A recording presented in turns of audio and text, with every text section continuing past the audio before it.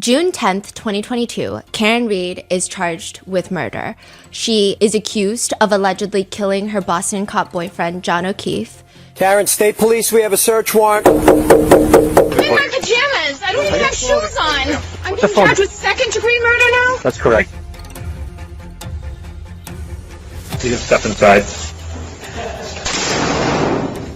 She was accused of running him over, leaving him for dead in the snow outside of another Boston cop's house. Is that correct? That's correct. For the past 3 years, Karen Reed has gone through a murder trial, a second murder trial, and finally, June 18th, 2025, she is acquitted of murder. Is that correct? That's correct. 003, not guilty.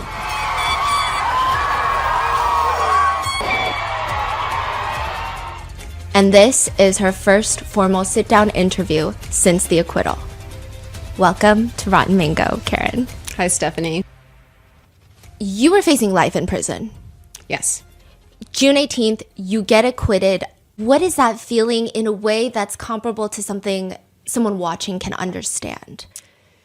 It's probably the opposite of what someone watching would assume I felt. I am still not quite living in an acquittal world. I thought I would just bounce back like on a spring. It hasn't been that way. I don't quite understand why. I'm trying to understand why I haven't felt more celebratory. And what I think is that I lived with some very singular emotions: fright, anger, and anxiety. It was very intense. Every waking hour, every hour, I thought about my freedom and if I could lose it. And those feelings just don't disappear when a jury foreman says not guilty.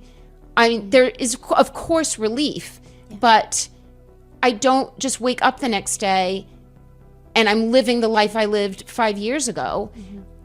I felt my grief was being replaced with anger that was then driving this adrenaline. And I woke up every day with a real purpose, and I was appreciative that I was free to pursue this purpose. Yeah. And then all of a sudden, the purpose is gone, thankfully, but I don't have a routine to go back to. It's not there anymore. I don't have a job. I don't have a home anymore. And I'm just kind of in no man's land. And I still have moments every day, very brief, like a nanosecond, where I think of something. I need to tell Liza Little this for this witness, or if God forbid I'm ever convicted, I need to make sure I tell my mother this. Or it's over, the feeling, as soon as it starts.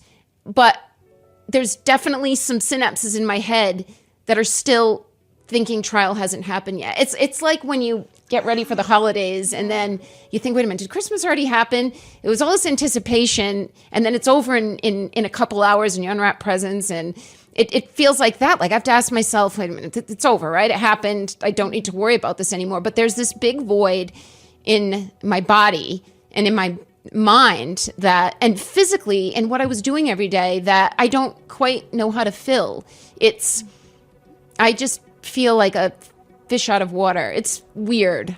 I mean, that's something I was going to ask. It's been like 6+ months since the acquittal. Obviously, you don't want to go back to trial, but every day you have to get dressed. You have a mission. There's urgency. Was there like a wave of emotions that hit you after the acquittal that maybe you were suppressing during the trial? The acquittal feels like 3 years ago. When you say 6 months, it's like, oh my God, has it only been 6 months? I already feel like it's been many seasons and many things since then. I've had such an amazing network of support, more than anyone could ever ask for in this circumstance. Emotionally, when I needed to let things out, I had people around me that I could lean on. It was more physically that I didn't have an physical appetite. I didn't have the physical energy I had during trial. I've felt just kind of lackluster and just relaxed, but not this drive. Like I feel like I've lost some of this drive, and it feels like it was just a prolonged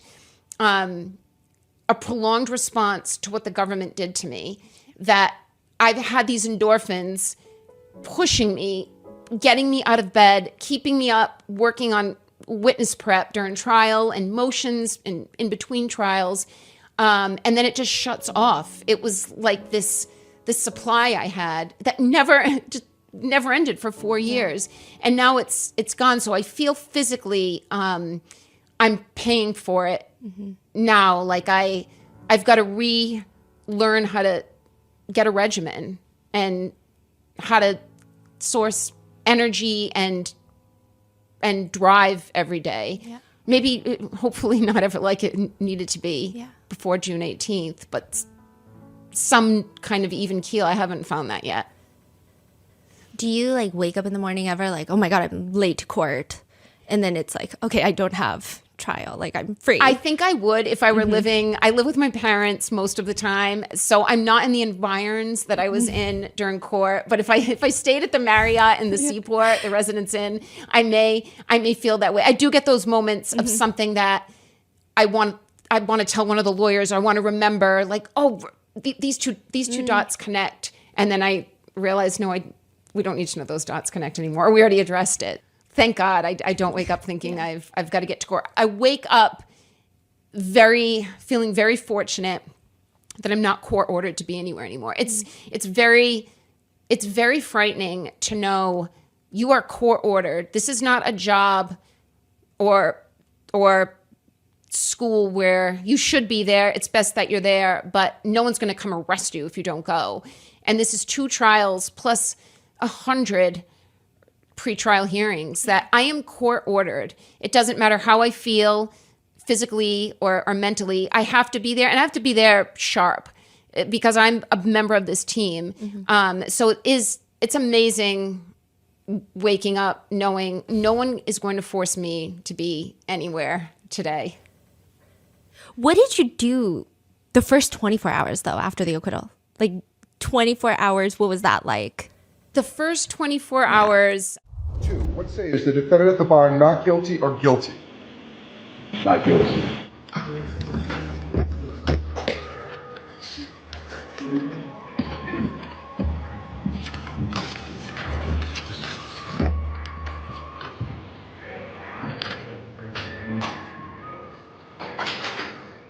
Defense of offending in the influence 1 year probation.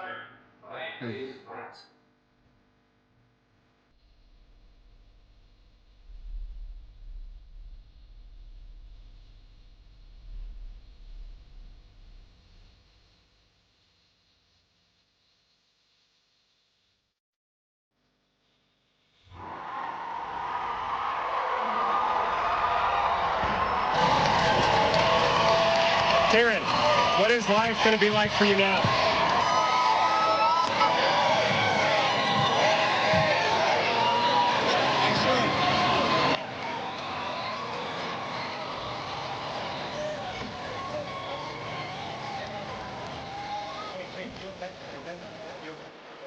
I spent the whole ride back to the hotel. We were hearing from people at the hotel that the press and the neighborhood were already starting to gather in the parking lot. The hotel we stayed at was like a boutique style residence in a very lovely neighborhood in Seaport of Boston called Fort Point. And the local businesses, the restaurants, there was a residential building just across the street from us. It was almost the size of an alley, a very narrow street. And coincidentally, when I was in my 20s, I lived in that building. When we came back from the hotel, we tried to lose the press a few times, and I think we ended up going in a side alley door to the hotel. But I went to my room. David's room was below me, and I looked across the alley, and there were residents in the apartment building next door that had put congratulatory signs in their windows. Somebody put something with Yannetti's name. They must have known David's, because it was only, well, I guess Alan was up in a corner as well, but it was a window directly. David was below me. It was right adjacent to David's room, but FKR or congrats Yannetti.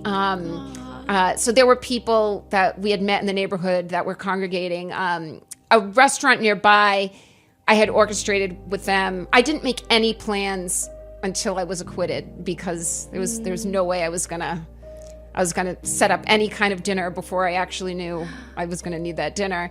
So I called a restaurant in the Seaport.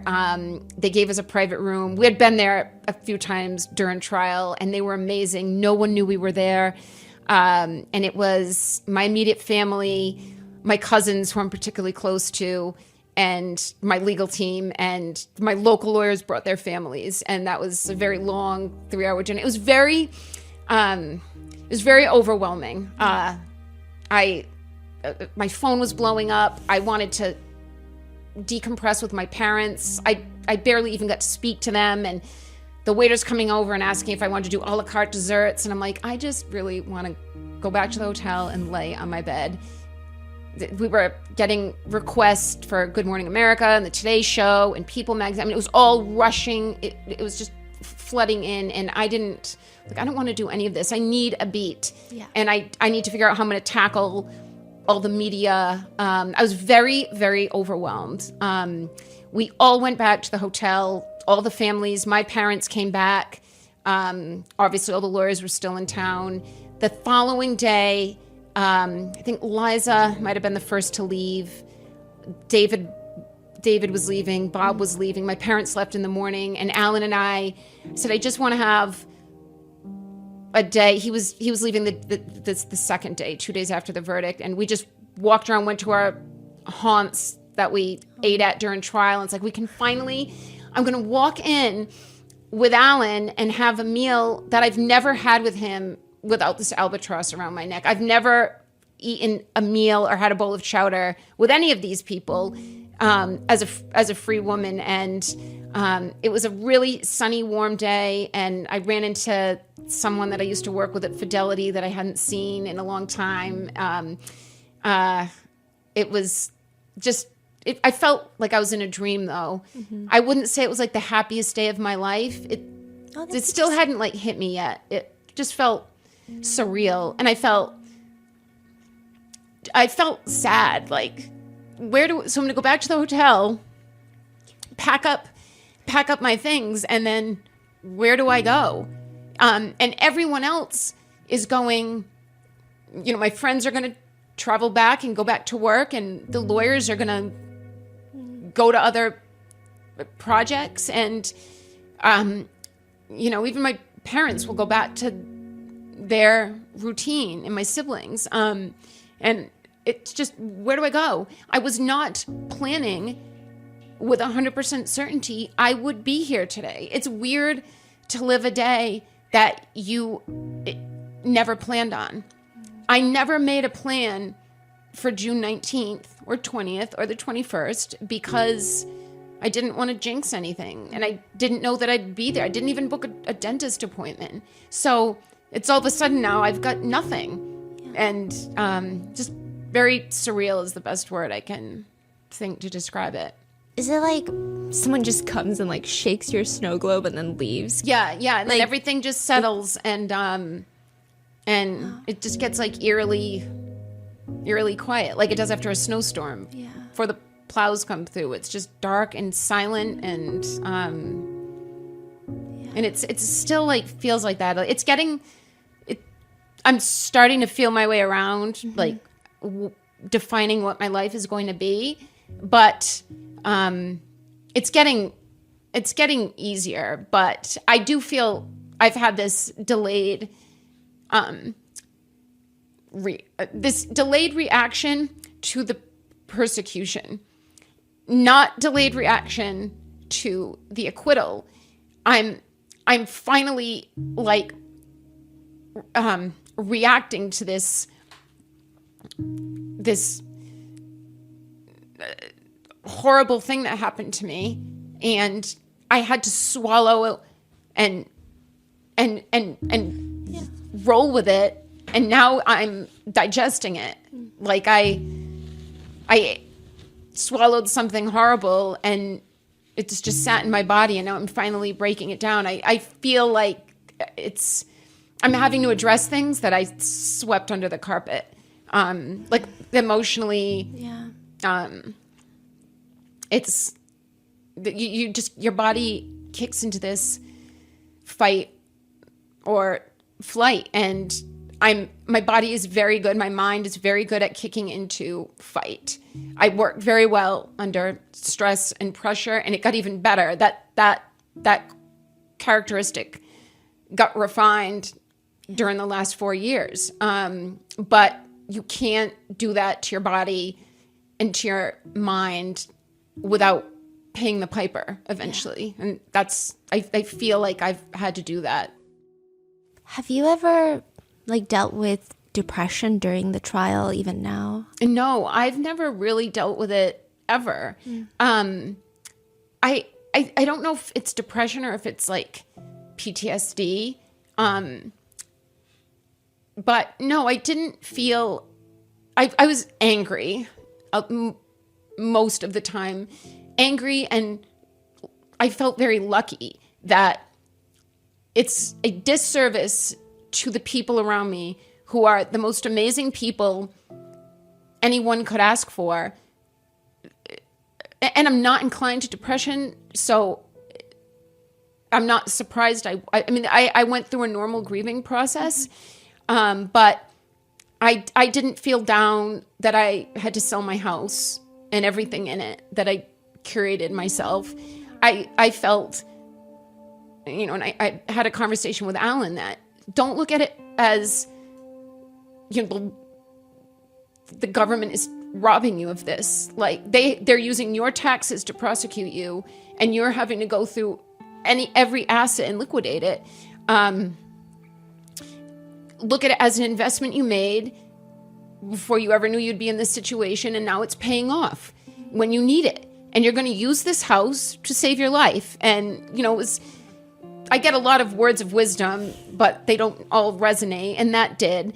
But I think I really just feel that I've been running on endorphins that are now, the spigot just shut off, and I've got to inspire myself in ways like everybody else wakes up. And I look at everyone around me like, get up and live lives and find inspiration, or physically and mentally, and I just have to do that like a normal person now, like retrain it. Yeah.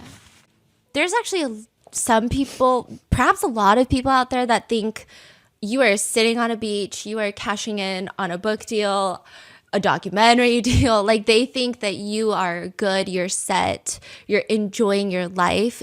Is that what it really is like? So we have announced that we're working with a publisher. This is Luke Janklow, and a producer in Los Angeles. That's Julie Yorn on the movie and TV side of things. So I've only announced that I have agents and I have these producers helping me to sell this. Mm-hmm. I have made nothing on the documentary. In fact, I lost trying to fight for a piece of the proceeds from the documentary. I went into the documentary thinking that there was this Son of Sam law in Massachusetts, which prevents defendants from profiting. You can't commit a crime and then write a book from prison and send your kids to college on the back of this crime. Mm-hmm. There is no Son of Sam law in Massachusetts, which we found out in the middle of making this deal with the documentaries, which was great. So I can get paid at any point in this legal process, even if I were convicted. We were not paid. I was not paid. No member of my team was paid anything from the documentary. It was very legally involved. I believe I was misled and taken advantage of. And we gave the documentarian our all. I did not see the documentary. I watched the end of the final episode. I don't know if there are 4 or 5. David, several people told me there was a nice moment with David and me at the end of the last episode. So I did watch that and I liked it. And then I watched, Dave and I said goodbye at the hotel. And then the documentary ended with me in my basement at the house I no longer live in with all the legal boxes, because the documentary ended at the mistrial. So I think she was trying to show, here I am just back stuck at go again with our paper shredder and our printers. And I think I was like vacuuming the floor, and I was like, all right, I've seen enough. People close to me who watched the documentary said, based on what I had predicted it would be, it was not that. And I thought, this documentary experience has not been fun. It was incredibly invasive, which I knew it would be, but we still gave them more access than they could have ever hoped for. And she, the documentarian, I feel, went out of her way to excise us from enjoying not one dime of the proceeds. And based on what little I saw and what I've heard of the product, I don't need your money. You know what you did. You know what we gave you every day. My family, you were in our living quarters. You were in the SUV with us every day. You know what we gave you, and you know what kind of story you had from us, and you used us. You know you did. And I wish just never to cross paths with you again. I will tell my story with more control. We don't have a book deal. I think Alan and I will be co-authors on a book. There will be no book written by someone, even with just some creative input by me. It will be written by probably 3 people, a professional, and then Alan and I will be helping to tell the story. So I want this to be a story about corruption. I want to have some impact on the state where I've lived most of my life and where my family's from and where we battled this. I want to make an impact on what people think about politics, about the government, about the dangers of a one-party political system, which is what Massachusetts is. It's not about liberal or conservative.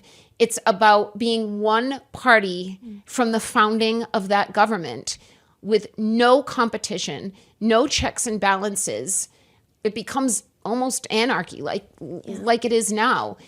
We've got a district attorney who has a war chest despite not having any opposition. It's dangerous, and I believe that is why I got where I was and why I got into this position, and why until it changes, there will be other Karen Reeds. You may not hear about them. Mm-hmm. These stories, Sandra Birchmore, it's getting exposed. Other people are exposing it as well. That's what this story will be. Okay. And if I have to write it myself, then I'll write it myself. Even on that note, I do feel like I've heard a lot about you. I've heard a lot of clips of you. I've watched the whole documentary series, Body in the Snow, and I feel like you're very different from that. You know, the way that you're presented in the documentary and then versus like when you walked in. I've gotten very good, and I was not good at this in my prior life. I've gotten very good at controlling what I let upset me, because so much has been taken from my control with a judge, with a district attorney, with the state police. I've been arrested. I've had my home 2 years later searched for electronics. Once someone comes in your home, you have no safe place anywhere. They've been in my parents' home. They've been in my house 3 times. So I've had to learn to control what I can control, which means not falling down a rabbit hole on Twitter, not reading comments on a video on YouTube. And I knew I had an idea where this documentary was going before it came out. We ended the relationship with Terry, the documentarian, on a very bad note, over money, of course. I had former students from Bentley. I had former colleagues. I had friends that traveled on their dime to interview for this documentary. These are people who knew me in all sorts of facets of life that I was then told those interviews didn't make it in. They didn't make it in, yeah. But John's sister-in-law, who, to the best of my knowledge and to everyone's knowledge, I would guess, knows they didn't have the tightest relationship. Or a friend of his, there's been 2 friends of his I have never met. I was with John nearly every day for 2 years. I had dated him 20 years before that. And there's some guy and an old girlfriend who I never met. This is the closest you could find to John, people who never saw John and me interact. And yet I gave you friends, I gave you people from my parish, students, colleagues, and none of it made it in. So when the documentary came out, and I can't even remember when that was, I made a concerted effort. I will not watch that. What is the point to get upset? Because I know what didn't make it in. And people come up to me all the time that I saw the documentary. It was, wow, what a story it told. And I can't believe what you went through. But my family and friends that saw it, no one's raved about it because they don't feel it portrayed me. But I'm not surprised I was cast in a light that is not realistic. Yeah.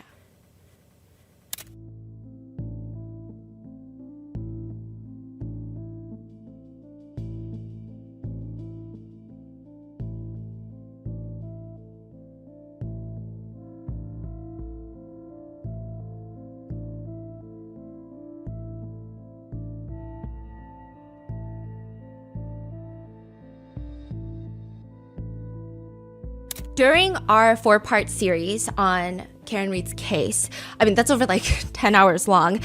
Just with the sheer amount of people that were involved, we did have to resort to coming up with nicknames or monikers, some of our own creations, some that we've adopted from social media discourse. And out of just pure habit and pure personal style, I might still be referring to some of these people with that nickname.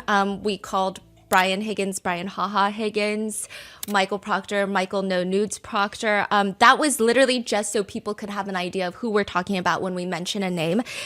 If I do that, that is not Karen poking fun at anyone. I honestly should probably prefer that I don't use these nicknames, but I probably will throughout this episode. And on top of that, another disclaimer is Karen is right now involved in multiple civil lawsuits involving a ton of different people. So there might be some questions that she cannot answer legally, and that's just for legal purposes. So with that being said, what do you think happened to John O'Keefe? John O'Keefe entered the garage or the house at 34 Fairview and much sooner than later, met his demise. Based on his injuries, it looks to me like he got into a fight and fell backwards. There was not a single pathologist in either trial that didn't say the mortal wound came from falling backwards and hitting his head. That was agreed on.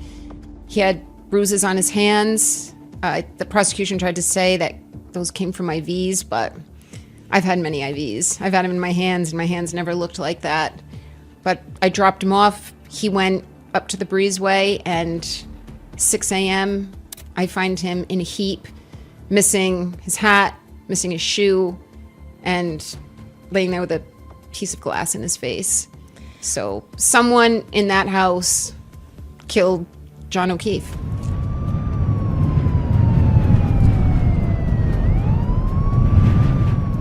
The Alberts have stated that they were asleep.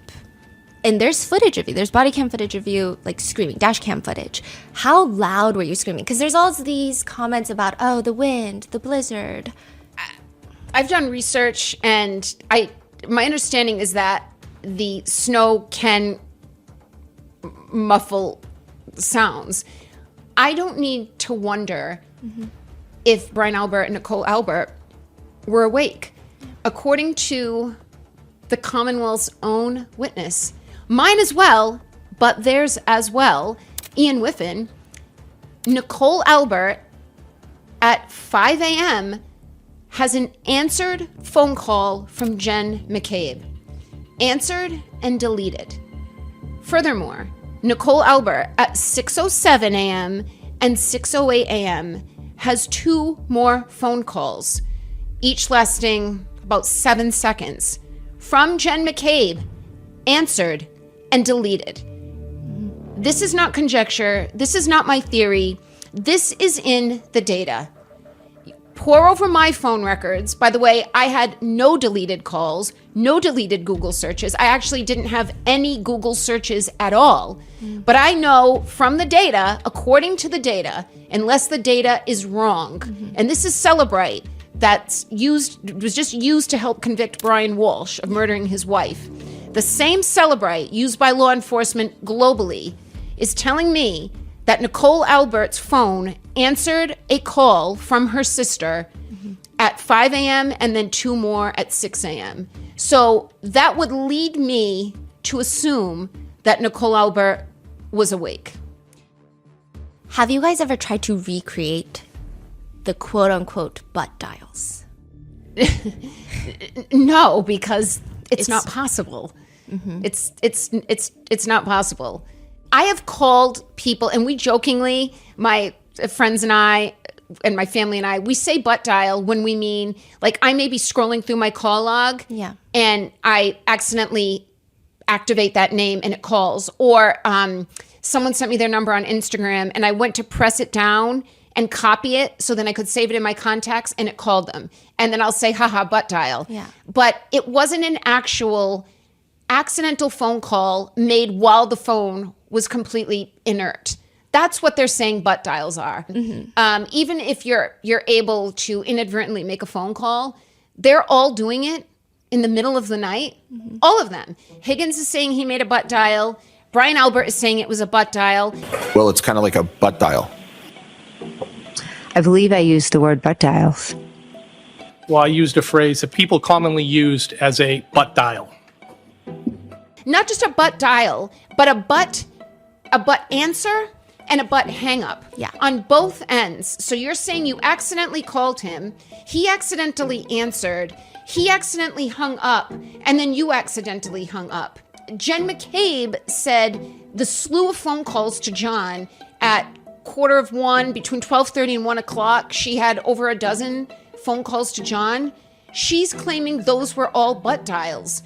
What are the chances these people who were together all night are engaging in, if you count them, somewhere in the neighborhood of 20 butt phone actions? Answering, dialing, hanging up. They meaning the Alberts, McCabes, and Higgins, appear to have kept it simple and agreed to several mantras, and just those mantras. One of them was butt dials, and the other, I don't recall, or not that I recall. I don't remember. I don't recall. I don't remember. I don't recall my interview. I don't recall. I do not recall having.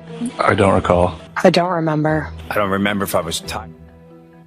If they were coached, it was smart. Keep it simple. Because when they start to add details to their renditions of what happened that night, they're completely inconsistent. Brian Higgins said his Jeep was parked in front of the house. He backed it up. He had a plow. He went into great detail, and he jokingly plowed some snow for Brian and Nicole to pull in, and then Matt and Jen, and then he V'd out and pulled in front of the house by the mailbox. Yet Jen McCabe didn't see the car, and she was apparently on night watch at the front door and never saw a Jeep with a plow, which is something memorable. Ryan Nagel, Ricky D'Antono, and Heather Maxon were behind me. They never saw the Jeep. So my point being, their group thought is simple, but as soon as you require details from these people, their stories are all over the place. Do you think Chloe, the Albert's German Shepherd, is still alive? This is the question I get asked the most, is what happened to the dog? And I realize I do not have a dog. I realize this is where society is a lot of us love dogs more than we love people, or just as much. But I get this answer, this question constantly. I have no idea what happened to Chloe. Based on what I know, I would guess the dog is dead. I don't believe it's the dog they claim it is up in New Hampshire. We asked for proof, and all they gave was animal control vaccination records that I can literally go to animal control and get a copy of the vaccination records. And this woman in New Hampshire, who we have no address, no phone number for, she's claiming this is the dog, this was his birthday, and this is his vaccination. Well, anybody can get that. At what point in the investigation did you feel like, okay, this is not an investigation into a tragic accident? I'm being framed. Like, what is there a specific moment it hits you? So they had my phone in my car within a half hour of coming to my parents' house. So they left my parents at 4:15 on January 29th. They took my phone and they took the car. I was hoping desperately, this is a case of they've got the wrong guy. Yeah. I'm arrested on February 1st.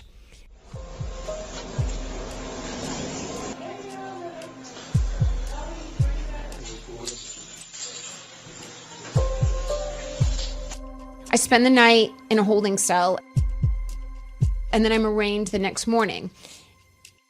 I hadn't met in person David Yannetti, but I had already engaged with him on January 29th. He comes to the holding cell at the courthouse in Stoughton, and he has one copy of the police report that Michael Proctor authored. He's holding the police report. Now, they're already calling my case at 9 a.m. It's like 9:10. And I don't know what I'm walking into. I don't know what they have against me. I don't know anything. David is holding the police report and we're reading it together. They only gave him one copy. So his hands between the bars, I'm leaning in and we're reading it quick. I don't know how I had the focus to even comprehend and read at that moment. It was like just another fight or flight. That focus, Karen, this is about to be read in front of a courtroom filled with people. The first thing that stood out to me was, it said they arrived at my parents' house, Proctor and Buchnick, arrived at my parents' house at 4:30 p.m. and left at 5:30 p.m. And I knew right away that was wrong. I've lived in New England most of my life. 5:30 in the middle of January is pitch black outside. 4:30 p.m. is almost pitch black outside. And I knew when they left my house, my parents' house, it was still somewhat light outside because I remember watching the flatbed with my truck go by the front window. I knew they had gotten to the house around 3:00, and I knew they weren't there for 2.5 hours. So I thought, well, maybe this is how police reports are written initially in a cursory fashion, that they're approximate times, and then we can tighten timelines later. But that always bothered me. And then every affidavit that was accompanying every seizure of evidence after that kept saying the same thing, that on January 29th, we went to the house in Dighton at 4:30, we left at 5:30. So that was the first time I thought, all right, we're dealing with very sloppy, imprecise police. That was my first inkling that this isn't completely ticked and tied. After I was released from the arraignment on February 2nd, that evening, David called me. David Yannetti called me and said he had gotten an anonymous phone call from someone saying, you need to pay attention to who lives in the house. I had not even thought about the Alberts. I not one way or the other, just that I knew that was their house and they had been with us the night before, and I had met them for the first time a week before that. So it was very early on. I've been lucky that very early on and at regular intervals since, I have been given gifts of information that helped buoy me. Yeah. I can't tell you, hearing that information from David, and it's, so of course, as soon as David says, this anonymous caller says, look at the owner of the house, I start Googling Brian Albert. And it's within seconds, I find a Google video of him in a boxing ring beating people up. And he looks, I've met him, but I haven't paid much attention to him, but he sounds gruff, and he's walking into some drug bust with some kind of shield and weapons, and he looked like a tough, mean guy. Mind you, though, at this time, I didn't know John's injuries in detail. When I found him, he had a cut on his nose on his left side, and he had a cut above his right eye. He had blood coming out of his nose, and his eyes were like eggs. But I didn't know if he had broken ribs or his femur was sticking out of his body. I mean, it didn't seem to be, but I didn't know if he had internal bleeding. I didn't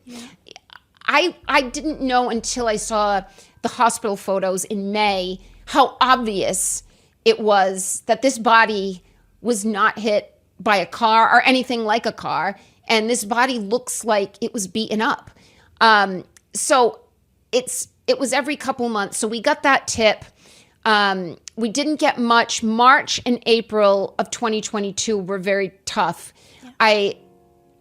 John was in my life so much, so thickly, and then he wasn't anymore. It was the only relationship I've had, and I've had many that, I mean, I'm 45 and I've been dating since I was a teenager, that ended with such finality. I can't call him when I'm out in Boston at 1 a.m. when the bar closes like I did when I was in my 20s. I can't miss him in a few weeks and say, just thinking of you, or can I drop by and see you? I've never been forced to deal with such finality. I've never had a death that close to me. So March and April were difficult. There just wasn't anything going on. We weren't getting any police reports. I still didn't know what they were using to charge me. And it was in May that they finally released the photos that were taken of him at the hospital, and then the autopsy, with two different events. And it was very obvious to me, this is not what they're claiming. There's a cracked taillight on my car, and John is pristine from the neck down, with the exception of his right arm. And coupling that, and David continued to get this anonymous tip to look at Brian Albert. Coupling those together, it gave me hope that I may be able to figure out what happened. We saw the footage of the second arrest, which was probably one of the more shocking pieces of footage connected to your case. You had no idea that they were coming because you're just in short pajamas and you're begging to change before they take you in. And then eventually they mock you because you beg to change. And they're like, look at how much she cares about being on TV. Have you seen the footage? I have seen stills of it, but I've steered clear. It is very difficult for me. And I've warned my parents not to. I think my dad just watches everything, but I've warned them not to. I'm being charged with second-degree murder now? That's correct. I have no idea what this is about now. This is about the same exact incident, okay? Where's the medication? Can I use the ladies' room? I understand. We're going to get Call your parents and they can come over and retrieve any item you need or want. Yep. I can't put... Hold on. What about the shoe wear? What kind of footwear do you wear? Anything, but can I... These are... I don't even have underwear. Can I put pants on? Again, your parents can come over here and retrieve anything. We'll get that medication for you. And Can I put pants on, please? Can you just step up aside, please? Where are your pants? At the foot of my bed. Can I just have a pair of Sergeant, jeans? we'll get those. Yeah. In the meantime, let's follow this trooper right here, all right? But where can I put my pants on? At the barracks. Can I put them on before I go out of my house, please? Ma'am, that's not part of our procedure. Once someone is Can we put pajamas? But you have a chance to change. Through the barracks. Have a seat there for me.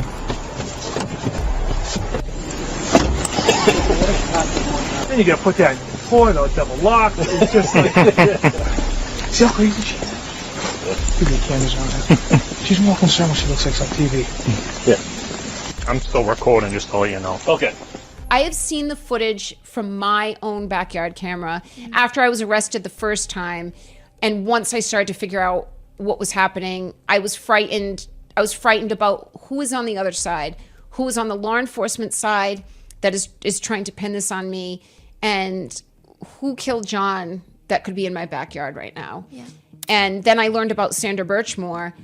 I did worry. I live alone. I'm like a sitting duck. Yeah. Will I be hanging from a doorknob in my house? and they could easily explain it as guilt, depression over what had happened, and she just gave up. So the first 6 months of 2022 were difficult. I had not even been explained to the concept of an upcharge.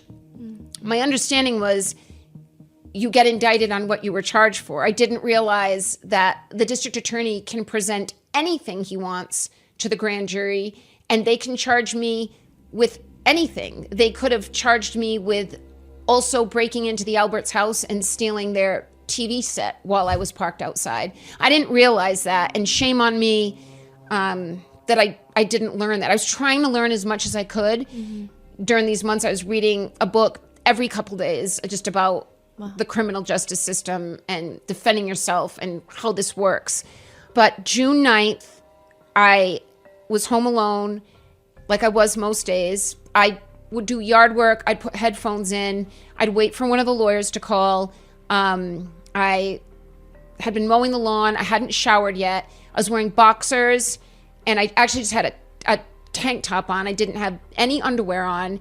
And I came in from doing yard work, and I decided I was going to cook for myself. I mean, this was my catharsis. I would go outside. I tried to get sun. I did a lot of, ask my neighbors. I was out in my yard every day just trying to sweat, at least physically tire myself out so I could sleep at night. And I was cooking. I was trying to eat well. So I was making a pot of chili. I was finishing everything up. I had music on, and all of a sudden I hear voices.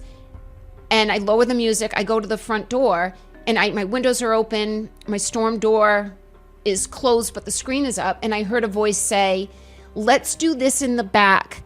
There's cameras out front."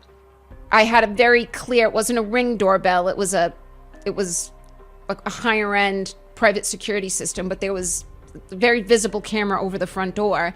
But I also had them 360 around my whole property. So I heard that voice, "Let's do this around back. There's cameras out here." I see two cops. I couldn't make out who they were, but I could see them walking around by the garage of my property, which kind of requires you to go down into the driveway. The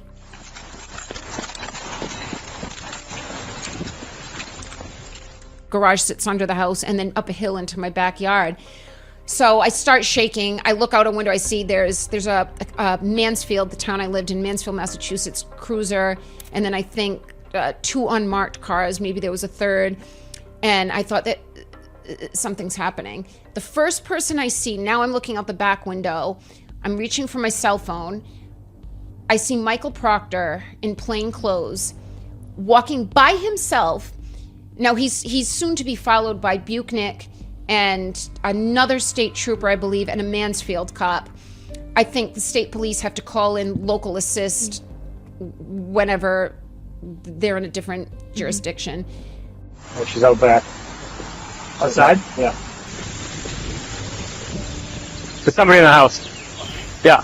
For a split second, I thought Michael Proctor was there to hurt me. I had no idea. Why is he here? Why is he in plain clothes? Why is he at my back door, which is almost in the woods? There's no inviting path to my back door. You'd have no reason to go looking for my back door. I called David Yannetti, and it's just like a dream where you just can't dial the number, or you're trying to text and you can't get the text right. And it's like that in real life. Like, your hands are shaking, and I think I dialed his number like 3 or 4 times before I finally was able to dial it correctly. And I said, "David, Proctor's here. There's police here. I don't know what they're doing." And I can't remember if David told me that he had just gotten a phone call that I was indicted, or if he guessed they may have just indicted you. I knew that they were close to, I was hearing through the grapevine that people were testifying. So I can't remember exactly what David said to me. I think I either called my dad. I think I called my dad. And I said, "Dad, I think I'm getting arrested again." And my poor dad, I know that was one of the worst moments of this whole thing, because we were just completely bewildered. Yeah. What now? So I take the phone. It's still dialed in. I'm connected to David. I'm in my pajamas. I don't even have shoes on. I'm being charged with second-degree murder now? That's correct. Vehicular homicide and leaving the scene causing death and bodily injury. I walk outside. One of the first things that happens, Proctor is reading me. He's reading me my rights, and he's telling me that I've been charged with murder. And Buchnick, in the middle of all this, I'm on sensory overload, but I'm trying to absorb what's going on. Buchnick takes my cell phone and goes, I'll be taking that. And he puts the cell phone, still connected to David Yannetti, in his pocket. There is no search warrant for that phone. That is not the phone I had on January 29th. They already have that phone. So they did, for some period of time, have my replacement cell phone, and who knows what they did with it. I know when they took it, there was an active line open to David Yannetti. So I know when Buchnick took the phone, there was at least an open line. So while Proctor's reading this to me, the indictment and my rights, he starts pinning my arms behind my back, and I'm trying to move away from him because I still don't understand. I've done everything. I've shown up at every hearing. I'm at my house. I haven't broken the law. I haven't driven. Why am I being arrested? I did hear the word murder, so there's gears grinding in my head that something's gotten worse here. So he's trying to pin my arms and cuff me, and I'm trying to move away from him. And at the same time, I'm saying to him, now I haven't heard the tape, but my recollection is I'm saying to him, can I please have some clothes? I'm not even wearing underwear. Yeah. I've had a colostomy bag at 4 different periods in my life. So leaving anywhere without pants or underwear or certain materials that I need is of the utmost embarrassment. And Proctor knows this. He said, I did see a clip of him saying she's worried because I think it was on TV. Yes. He said she's worried what she looks like for the cameras. All she can think about is the cameras. He says, you see how crazy she is. She is more concerned about how she looks on TV. See how crazy she is? Give me the cameras on her. She's more concerned what she looks like on TV. Yeah. More of Proctor misrepresenting everything, including that. First of all, the only reason cameras were there is because the district attorney or the state police called cameras. I arrived at the state police barracks an hour later, and they were all there. I was escorted from the barracks the next morning for my arraignment, and they were all there, and they were all at the courthouse. So the only reason cameras are involved is because you're parading me and trying to make a case out of this. You're trying to show me looking this way like a criminal, and that's why you called the cameras in. But I should be allowed to put pants on or shoes. So Buchnick goes into my house. I see him on my own home surveillance system. He's in my house for about 10 minutes. I told him where my closet was, where the room was. I have a bunch of suits. I was a professional wearing suits and professional attire my whole career. I have a closet filled with these clothes, and I directed him to that closet. He instead goes to the barracks with a pair of flip-flops. I don't know where he found them from. My Havaianas that I wear to the beach, and ripped jeans that I had just taken off from mowing my lawn. They had holes. They didn't cover my ankles. I would never wear these jeans. The grass stains. All right, here's all her medication and shoe wear that she wants. I'm gonna turn off my camera here. I can't remember if they gave me the clothes to wear that night in the cell or if he gave them to me before I went to court in the morning. A girlfriend of mine came to the barracks in the middle of the night with court clothes, with black pants, a black top, and black shoes. And they would not allow me to put those clothes on for court. So I heard her come in. I was in the cell, and she said, can I give these for Karen for the morning? And they said something to her like, we can't guarantee that, but we'll take them. They gave them to me at some point the next day. They didn't allow me to put them on. Instead, they forced me to take the bag of clothes that Buchnick had secured, which was ripped jeans and flip-flops. First right and the first left. That night was one of the worst nights of my life in the past 4 years, because I called David from jail, and he was worried. He was not able to tell me anything to allay my fright. I mean, it's not concern, it was fright. And he said, they've upcharged you with murder. I don't know how they're able to do that, on what evidence, but they've increased the charges. They want to keep you locked up now through trial, through verdict. But if we're asking for bail, they're requesting $1 million, which of course I did not have. So I spent the night knowing that I've got to go before a judge tomorrow. I didn't know what judge it would be. And I have to hope they lower this bail, that they allow me to post it. A judge can deny you bail altogether, that you're a danger to society, you've been indicted for murder, you're not going home. There are active lawsuits between you and Michael Proctor, amongst others, so there's some things that you can't say, but there are things that are indisputable. So Michael Proctor himself has admitted that he has texted people in group chats. He texted that he hasn't found your nudes yet. He talked about and made fun of your medical condition, saying, quote, "She's got a leaky balloon knot. It leaks poo," calling you a, quote, "whack job cunt," and then basically saying you are a babe with no ass. She's got a leaky balloon knot. You followed that up with the phrase leaks poo, didn't you? I did. Yeah, she's a babe. Weird Fall River accent, though. No ass. When did you first find out about these text messages? What was going on in your mind? I knew there were vile text messages. They were under a federal protective order. They were first encountered by my team, by my lawyers, in February of 2024, just before the first trial. I was not able to view these text messages.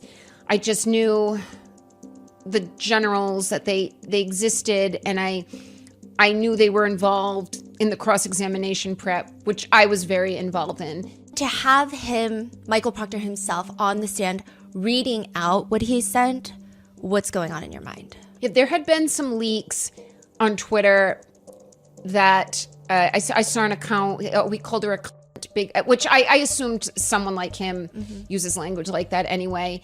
I knew in general that they were vile, but when he read them, I was actually annoyed that Adam Lally preempted us bringing these messages out in cross-examination. That should have been our moment.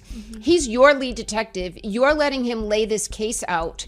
This is showing bias. And Adam Lally, and you always run into this issue with trial, that if the evidence has already come out, you risk the judge saying, Mr. Jackson, Mr. Yannetti, that's already been asked and answered. So there was this worry that Lally is going to let Proctor read the text messages with very flat affect, and he did. You could barely understand. She's a babe with no ass. She has a leaky balloon knot. And next question, it was by design. Let's get him out there and preempt the defense from getting it out there.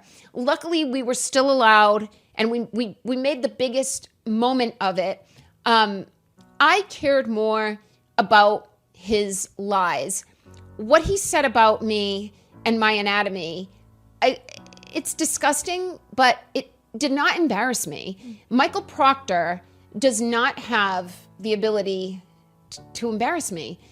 In fact, I have all that I have in my life right now, and the love and support and new endeavors such as this, and meeting people like you, ironically, because of Michael Proctor and what he tried to do to me. Joking about my apple. I mean, I don't even want to say it was a joke. He was talking about my rectum, and that I've had rectal surgery. That this is a father of children, of boys, scarily. Yeah. This is a husband of a woman, someone's son. This is a cop with power and carrying a gun, and my age, more or less. And this is what this is his vernacular. a balloon knot and talking about my rectum. You're not embarrassing me. You're embarrassing yourself. And my medical issues, I've never been embarrassed by. I've struggled to deal with them in society and in intimate situations, but I'm proud of what I've had to deal with.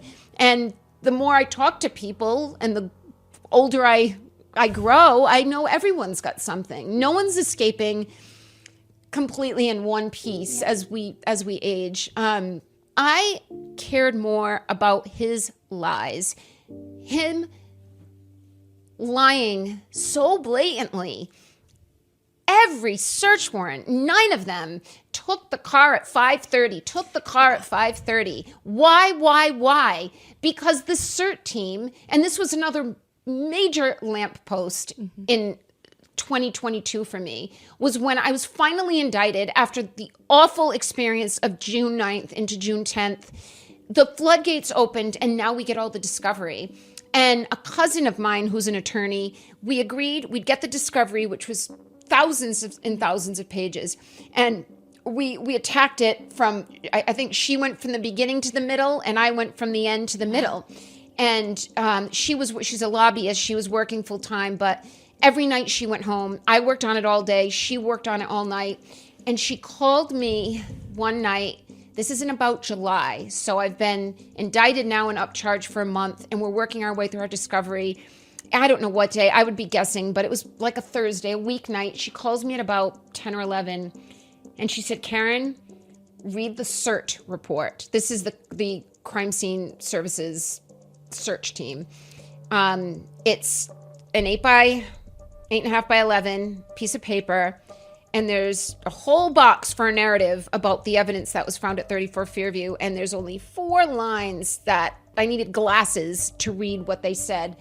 And it was that the first pieces of red and clear lens were found at 34 Fairview. I can't remember if the report said 5:45 or 6 p.m.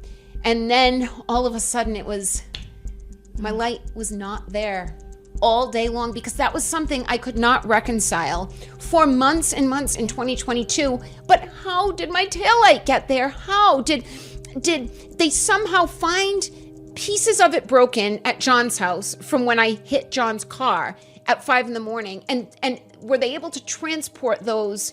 That's the only thing I could figure out. And I still didn't have an answer as to why he lied about taking my car at 5:30 when he actually took it and left at 4:15. And it was that night in July. The CERT team did not find taillight until after Proctor had the taillight. And he had to get himself out of Canton at 5:45. If he's indicting at 5:30 in a blizzard, 35 miles from Canton, there's no way he can be in Canton with the Lexus and the Lexus's red taillight at 5:45. And it was just the biggest eureka of, more than the text messages, more than the butt dials, more than the phone and the SIM card cut up at the Air Force Base. To me, it was the cornerstone, because it just bothered me. I just couldn't reconcile, how did my taillight get there? I know I did not break my taillight at 35. I tried to think of every scenario in which I could have, and none of it was reasonable. And then I realized that moment it was placed there after they had access to it.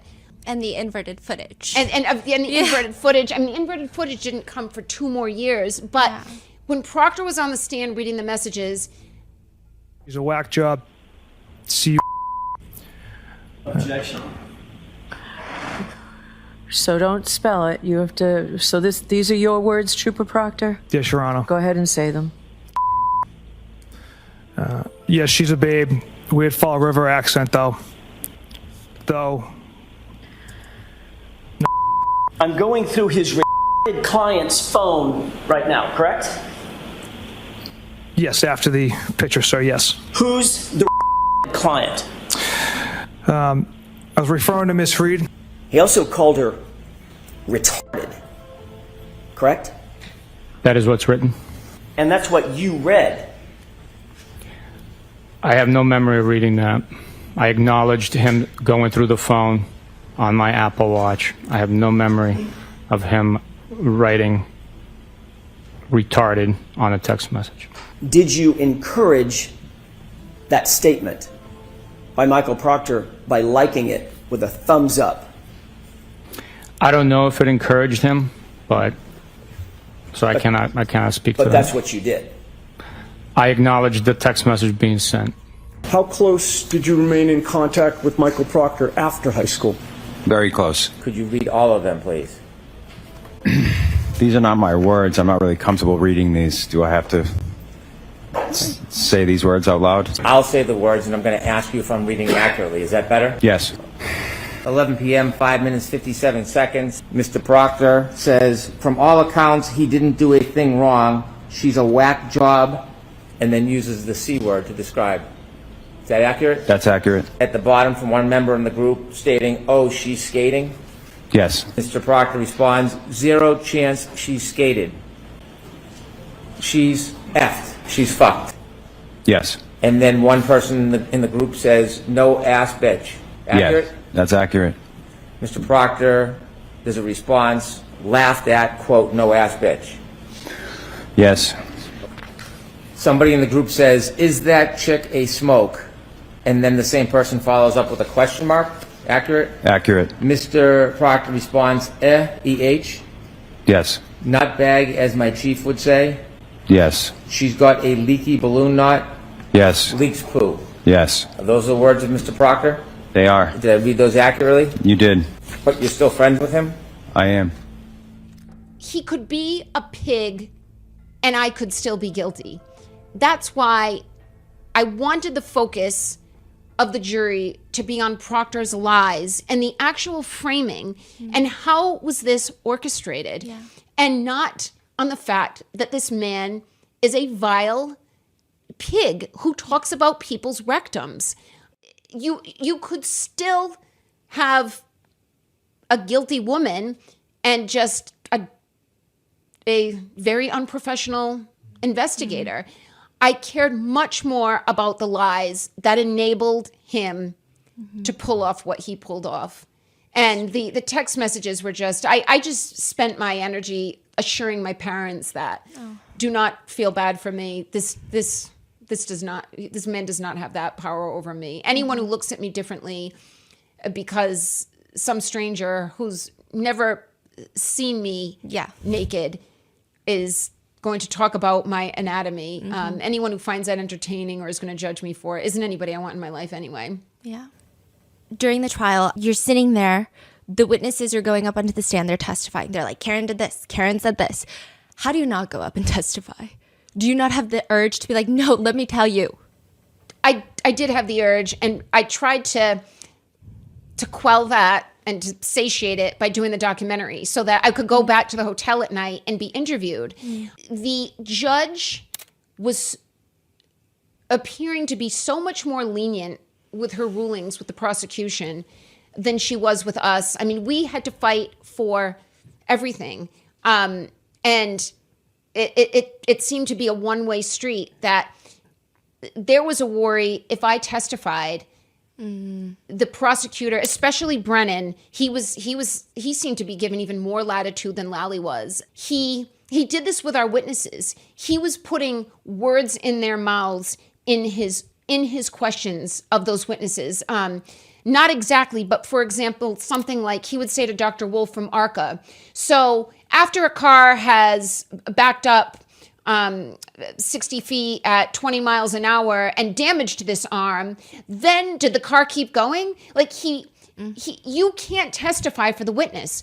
Wolf has to agree that car, I can't remember the numbers anymore. I used to know them with precision and now I don't, but he would ask a question and insert the answer he wanted, which he shouldn't be allowed to do, but he was. So there was real risk. Same with risks putting Proctor on the stand, that we're not playing by the same rules, that Brennan was just so unethical in his questioning. I was really all right. I had lived 3 years before the first trial of long hearings, battling for things. I was getting used to it at this point. I don't think the public really started paying attention outside of the local market, really started paying attention until trial. But we had hours and hours of hearings for 3 years, including 2 arrests where I was in chains, shackled and handcuffed.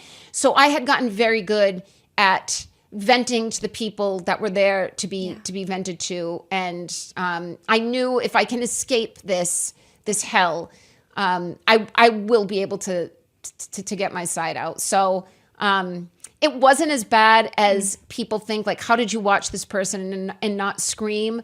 I felt very close to God. I felt my parents' presence behind me. I had my lawyers who became like family, all of them to me. And I knew they were frustrated on my behalf.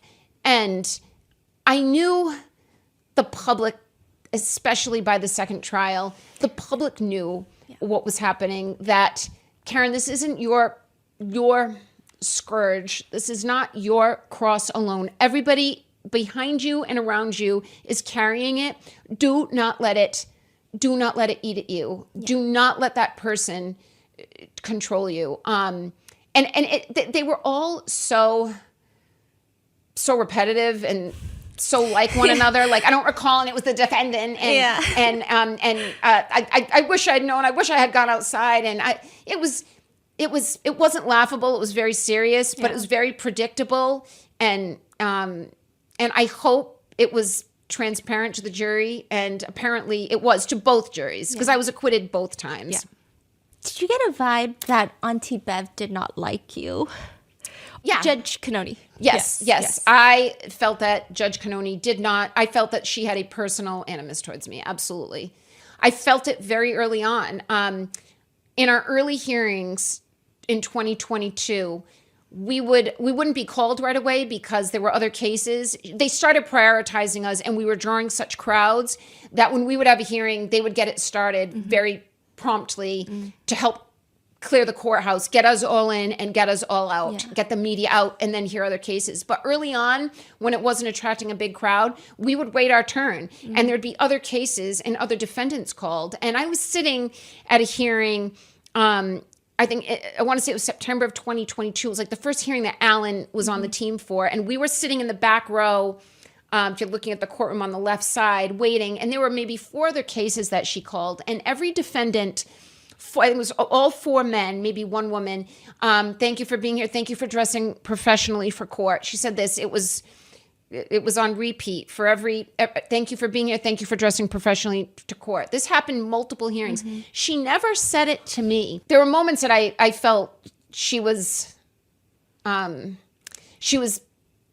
ruling unfairly, but as far as not liking me, that was the first indication I felt she may not like me personally for some reason. And then there was a moment with the verdict form in trial 1 where, I mean, your viewers need to see the verdict form if they haven't, that they then tried to present in the second trial. Again, this verdict form, it had, just by setup, it had the word guilty 8 times and the word not guilty 3 times. It's visually confusing. It's visually confusing, and it's prejudicing the jurors to think I'm guilty because they just see the word guilty so many times. So Alan is arguing with the court and with the clerk that we want to revise this verdict form. And she's arguing this is how it's always done, Mr. Jackson. This is how it's done in Massachusetts. I mean, that was the topic of what was happening at the time. And she just kind of dismissed it. And we're done here. And I went,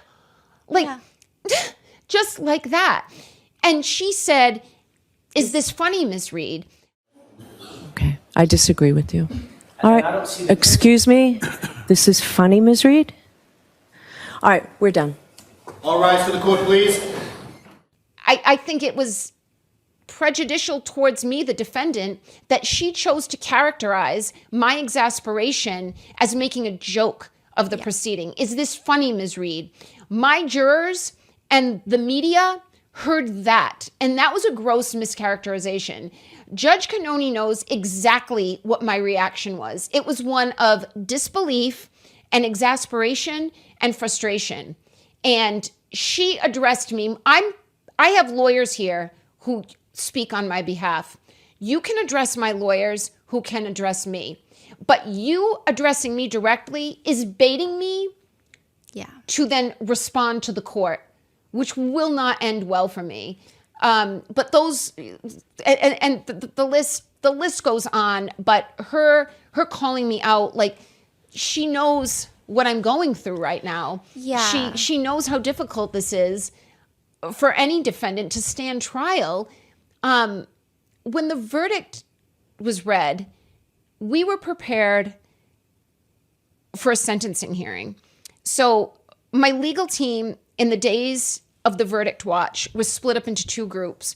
At the hotel, Alan had a suite at one end of the top floor, and Bob Alessi had a suite at the other. And we had two teams. Liza, Evan, Alan, and I were working on the closing argument. David, Yannetti, Bob, and Sophie and Sydney, two of our interns, were in Bob's room working on a sentencing hearing. So if, God forbid, I was convicted of anything, which we thought there was a likelihood I could be convicted of the OUI based on how the first trial ended, hung up, jurors were telling us they were looking for an OUI, not a manslaughter OUI, but just garden variety OUI that was not there. They were working on sentencing that if I was convicted of OUI, we fully expected, I did anyway, my lawyers were split, that Brennan would ask for the maximum 2 years. So it was such a difficult decision to put the OUI on the slip because I felt I was almost guaranteeing I was going to go to jail. That with this district attorney and this judge, if I don't put OUI on, the jury is forced, if they want to convict me, it's going to have to do with John's death. But once I put OUI on, just drunk driving, I'm much more likely, based on the evidence, the blood alcohol taken from the hospital, I'm more likely to get a conviction. And while I'm not facing life in prison, I could be facing 2 years in prison. I had to have, I got about a dozen character letters, they're called, of not friends and family, but teachers I've had, students I've had, coworkers of mine. And the character letter has to be written on the premise that you are guilty. You're not arguing for my innocence. You have to accept the conviction, but then argue for the judge based on my character and what they know about me personally, that she should go light on sentencing. So I'm in one room preparing for a full acquittal with Alan's clothes, and then I'm running down the hall and making sure all the character letters are getting printed, and we have case law for the judge that this is a first-time OUI. What do you do for a first-time OUI? You suspend their license and they go to a drunk driving class. If Brennan, which we expected was going to argue for jail time, we had to have a robust motion in opposition. Why not? So the verdict is read. I'm relieved, but I'm still waiting. After the final not guilty, the leaving the scene was read, I still have sentencing because I was found guilty of the OUI. So Judge Cannoni looks at Hank Brennan and says, and what do you recommend for sentencing? And this was almost more shocking than the verdict. Truly shocking. Like, I had expected it, if I had to bet an appendage, had thought if I was convicted of OUI or anything, Brennan would ask for the max sentence. And I thought she would split the baby and say, well, the max is 2, I'm going to give her a year, which is still devastating. So she looks to Brennan and he says, the Commonwealth recommends 1 year probation with a suspended license. And she looks at him and says, same as every other first-time offender. And he goes, same as every other first time. And it was like the most charitable thing. Actually, not even charitable. I'm miscalibrated. It was fair. You're not used to that. Hey, Mr. Brennan, what's the Commonwealth's recommendation? Your Honor, the Commonwealth moves for sentencing. We recommend probation, 1 year, 24D program. So the standard that everybody else gets on their first time OUI? Certainly. Okay. We ask that she be treated no differently, no better. So I'm happy to do it. All right. Thank you all. 1 year probation, 1 year probation on docket number 002. It's the wildest turn of events. I couldn't believe that this man, Brennan, was just arguing in his closing argument 2 days earlier for me to spend my life in prison. And then he has a moment with a judge that seems favorable to him, to send me to jail enough to hurt. A week is enough to hurt. And he says, just slap her on the wrist. I looked at him and it just, so wait, were you faking all along? Or this is the only way to be saved with your public image is you lost, so now you almost have to be reasonable. But this is just it just felt like a big game that they call in the jury, they're about to read the verdict. They stuff the courtroom with court officers because if I'm guilty of, if I'm sentenced to anything requiring incarceration, and if I'm convicted of murder, I'm getting cuffed right there on the spot. I can't reach behind and squeeze my mother. I can't hug one of my lawyers. It's over, and I'm walking out the back door. So they surround you, and to prevent any outburst and to control me. And then in the blink of an eye, it's, just make her go to a DUI class, and there's a parade out front for her too, by the way. It was just, that was the most befuddling of the 3 months of the second trial was when Brennan said, just 1 year probation. I'm like, wait a minute. You've been trying to end my life. Can you at least be consistent?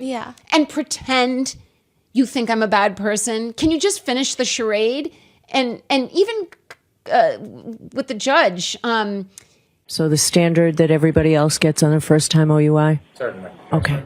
It was same as every other, I haven't felt same as every other defendant at all in this courthouse. That I was still in shock at that I was convicted of the OUI and that Brennan didn't argue, and all that work we did, of course, because we were prepared. We didn't need it, thank God. But that was one of the more shocking events of the second trial for me.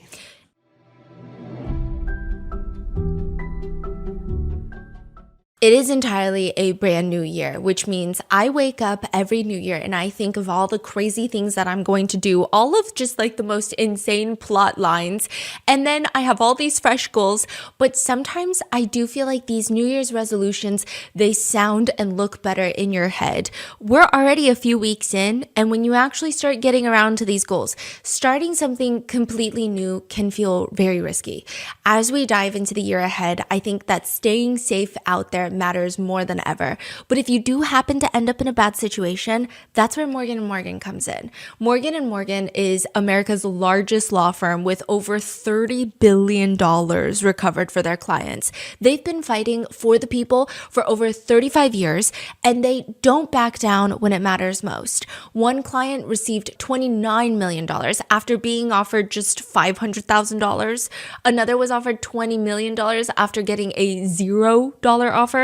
With over 1,000 attorneys nationwide to help you get back on your feet, Morgan & Morgan is America's largest injury law firm. Hiring the wrong firm can be disastrous. Hiring the right firm could substantially increase your settlement. If you've been hurt due to the negligence of someone else, you can check out Morgan & Morgan. Their fee is free unless they win. Just click the link in the description below or visit forthepeople.com/rotten. That's forthepeople.com/rotten, or dial pound law 529 from your phone. This is a paid advertisement. Because if you think about it, Morgan & Morgan, flip it around, win-win.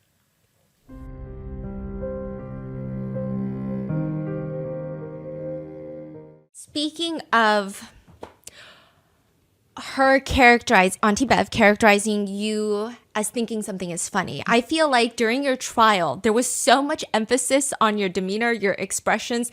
There are some crazy headlines that I think maybe you can clear the air on. If you want to pass me Exhibit A. So I'm going to read you the headline and the accompanying photo that they put with this headline. Okay. And then some comments. And I feel like probably what happened is nothing like the headline. I'm sure. Thank you. This is the first headline by the New York Post. Of course. Who does not like you for some reason.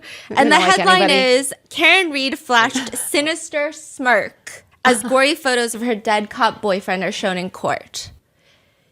I'm imagining that was not. No. First of all, I'm talking. My eyes are wide open. I'm looking that looks to my right. That's Alan or Liza sitting there. And I'm going, something. I mean, I can reproduce that face very, very easily, but I'm not smirking. I'm actually just speaking, and I don't think I spoke or turned at all when the photos were shown. I looked. I mean, I remember this very clearly, but I would look. I've seen those photos. Yeah. They're on my phone. Yeah. I've poured through them to his pores. I know his photos. I've watched his autopsy. Those photos, as shown in court, I have had for years, and I have analyzed. It took us. There's a burn mark on his sternum that we couldn't figure out for months what it was, and finally realized. I think I Googled or described it to Google. It was he was burned with the defibrillator pads. I'm just giving an example of. They were horrifying to see. For several weeks, I told David not to upload them to the Dropbox that lived on my cell phone because I didn't want there to be any chance I'd be scrolling through Dropbox and there it was. The autopsy took me like a year. It's quite gruesome. I can't believe people do this for a living, but I had to know everything so I could piece everything together. But I don't believe I spoke ever or turned to speak to a lawyer. Well, the photos of his body were up on the projection. That's what we assumed. But I do look like that when I talk sometimes, unfortunately. This one is also wild. Karen Reed rolls eyes, snaps at defense team as she stands trial in murder of Boston cop boyfriend John O'Keefe. Oh, I'm sure I rolled my eyes. I know I have rolled my eyes many times. I speak very emphatically to the defense team. I'm very animated and emotional, but I have never snapped at them. I imagine. Even if I wanted to, which I've never wanted to, I would never do that. But I there were many times in trial that I looked at a lawyer. It was easiest to look to David because my back would be to the camera, but I can't help it. Yeah. I definitely rolled my eyes during trial many times. And honestly, it's crazy that they're doing this. And like the people's comments is even crazier because I don't know what people want from you. Like, do they want you to be stoic? Do they want you to? You can't win for losing. Yeah. If you're crying, then I am out of tears. I am out of tears about the tragedy of January 29th. I have mourned for months and years before the public ever knew me. But that's why lawyers advise you've got to look at the way the jury's looking at it, that they're seeing those photos for the first time. You have to pretend like you're looking. It's hard for me to pretend much.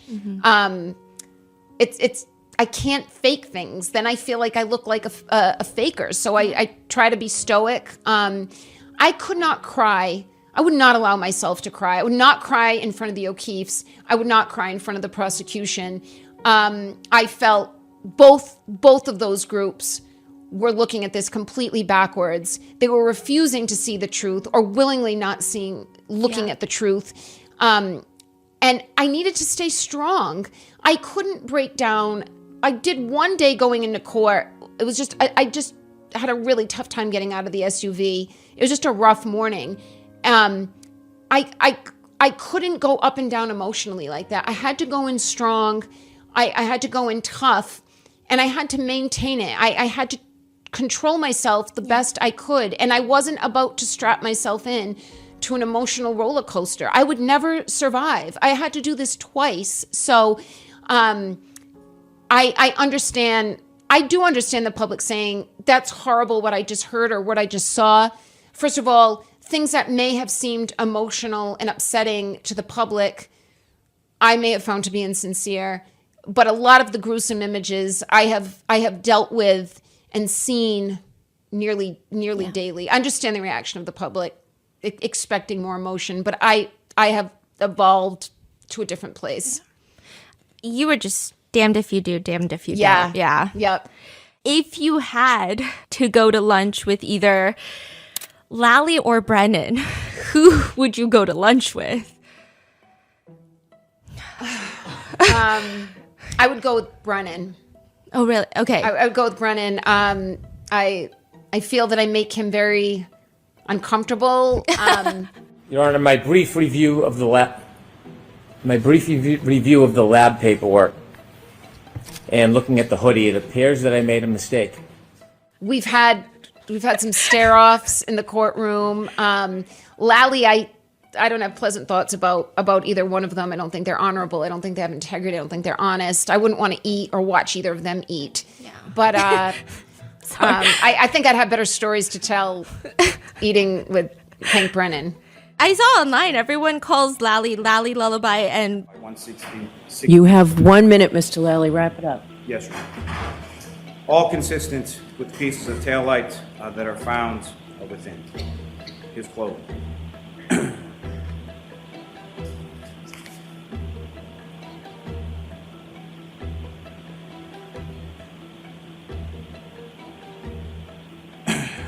Ms. Gilman, if I could. It's very monotone. Yeah. I was really surprised at how neither seemed to really prepare much. Like, Lally might have read, I can't even remember. You know, when you don't practice a memory, you don't remember it anymore, and you tend not to want to practice painful memories. So I can't remember if Lally read. I think he did for his opening and closing arguments in the first trial, but Brennan did not. And I think he was trying, I'm guessing, if I had to guess, that he was trying to convey an ease with the subject matter, a comfort and familiarity and conviction in the subject matter, and an intelligence that I can speak extemporaneously about what this woman did. I know so well and I believe so strongly that she did it that I'm going to walk around and pontificate. And we were much more structured, but I know the details of this case. I know them, and I know he messed a lot of them up. And I mean, the jurors didn't have their notebooks in closing argument, so it was probably lost on them, luckily for Brennan. But he should have written, he should have written at least some bullets for the details, for the data points. Clearly, this is a hypothetical question. If you could put at least 2 people involved in your case, inject them with truth serum, compel them to tell the truth, which 2 people would you choose? Michael Proctor and Brian Albert. What would you hypothetically want to know or ask? The truth. About that night, about everything? The night, the months. I have a pretty good guess of how things, I've seen these men, they were on tape, sparring and shadow boxing just minutes before.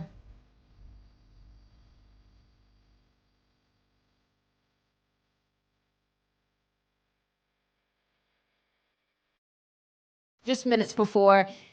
I can surmise, based on what I know of these people, what I know of John when he's been drinking, what I've seen of Colin Albert when I've had to cross paths with him, I can surmise what happened. I'm more curious about whom they had to enlist in other events that unfolded over the following months as we made headway, probably much to their disbelief. Mm-hmm. Have you run into them since the trial? Any of them? Like in public? What would you do if you did? That's a good question. I want to say no, but let me think about it. Like I was in a bar. I was at the Warren Tavern in Charlestown, and a girl who works there is a very staunch supporter. She was at many of the trial dates, and she had told me that Brian Albert had been in there. I know that I've missed Brian Albert a couple times. My guess is he is not embraced in Boston establishments the way I am. But no, I don't think I've run into. Thankfully, I don't care to see. I don't fantasize about it. I don't need to see any of these people. What about like people who think you're guilty? Like, have you run into them in public? And how could you tell? Because is that what they say? How they act? Yeah, I had one person out of, at this point, over several thousand. come up to me on Hanover Street. I was leaving a restaurant, Saraceno's, where the owners have been incredibly hospitable to me and my legal team throughout trial. We'd pop in there all the time. And some woman, very haggard, older woman, came up to me and asked me right outside the restaurant. We had just left, and she came up to me on the steps of Saraceno's and said, "How can you smile? You, Karen Reed, how can you smile?" And before I could even, I'd not had an interaction like this at all. This was in November of 2024, between the two trials. I had not had an encounter like this. And the owners of Saraceno's, they also own like a coffee shop right next door. So they take up some real estate on that sidewalk. Several of them came out and all but chased her down the street with pitchforks. Shut up! You're ignorant. And she didn't seem to be of all her. Yeah, she didn't seem to be of all her wits. That is the only time that has happened. We've spent most of our time in the Seaport. We've just in our downtime. Nearly every Friday, I can't think of a Friday that eventually we didn't make our way to a restaurant. You had to decompress no matter how exhausted, which we all were every Friday. You had to blow off some steam. Just be somewhere loud and talk to people. And the support at so many establishments anywhere in Newbury Street, and we were in the North End a lot. I have not paid for a full drinks, appetizer, dinner, dessert tab in 2 years. People, and it's all helped. Yeah. It's all helped get us there. And it, especially for my lawyers and my family, they're not me. I know what support I have. Everywhere I go, I'm supported. Yeah. They need to know it too, because when they go home between the trials, they're back to their, I don't want to say obscurity, but just back to their normal lives. Yeah. But I can't thank the people in Boston proper, young couples, families, business proprietors, the people at the hotel, 2 hotels we've stayed at a lot, just makes us feel so strong. And for me, makes me feel confident that if my jury is anything representative of the people I'm encountering every day, I will be okay. But the public that was very vocal at court and online on social media, and the public that just came up to me one moment on the street and I never saw them again, has helped invigorate and steel each one of us, even if we may not have acted. I mean, there were times people came up for selfies and we were having, there was a serious conversation Alan and I were having with Marty Weinberg at the end of this second trial. And I said, Alan, I really have no money left. The last asset I had was my house, and that paid the bulk of trial 2 plus donations. But now I need to put wheels in motion for an appeal. My parents are getting older. My closest friend, who's incredibly intelligent, is also incredibly busy professionally.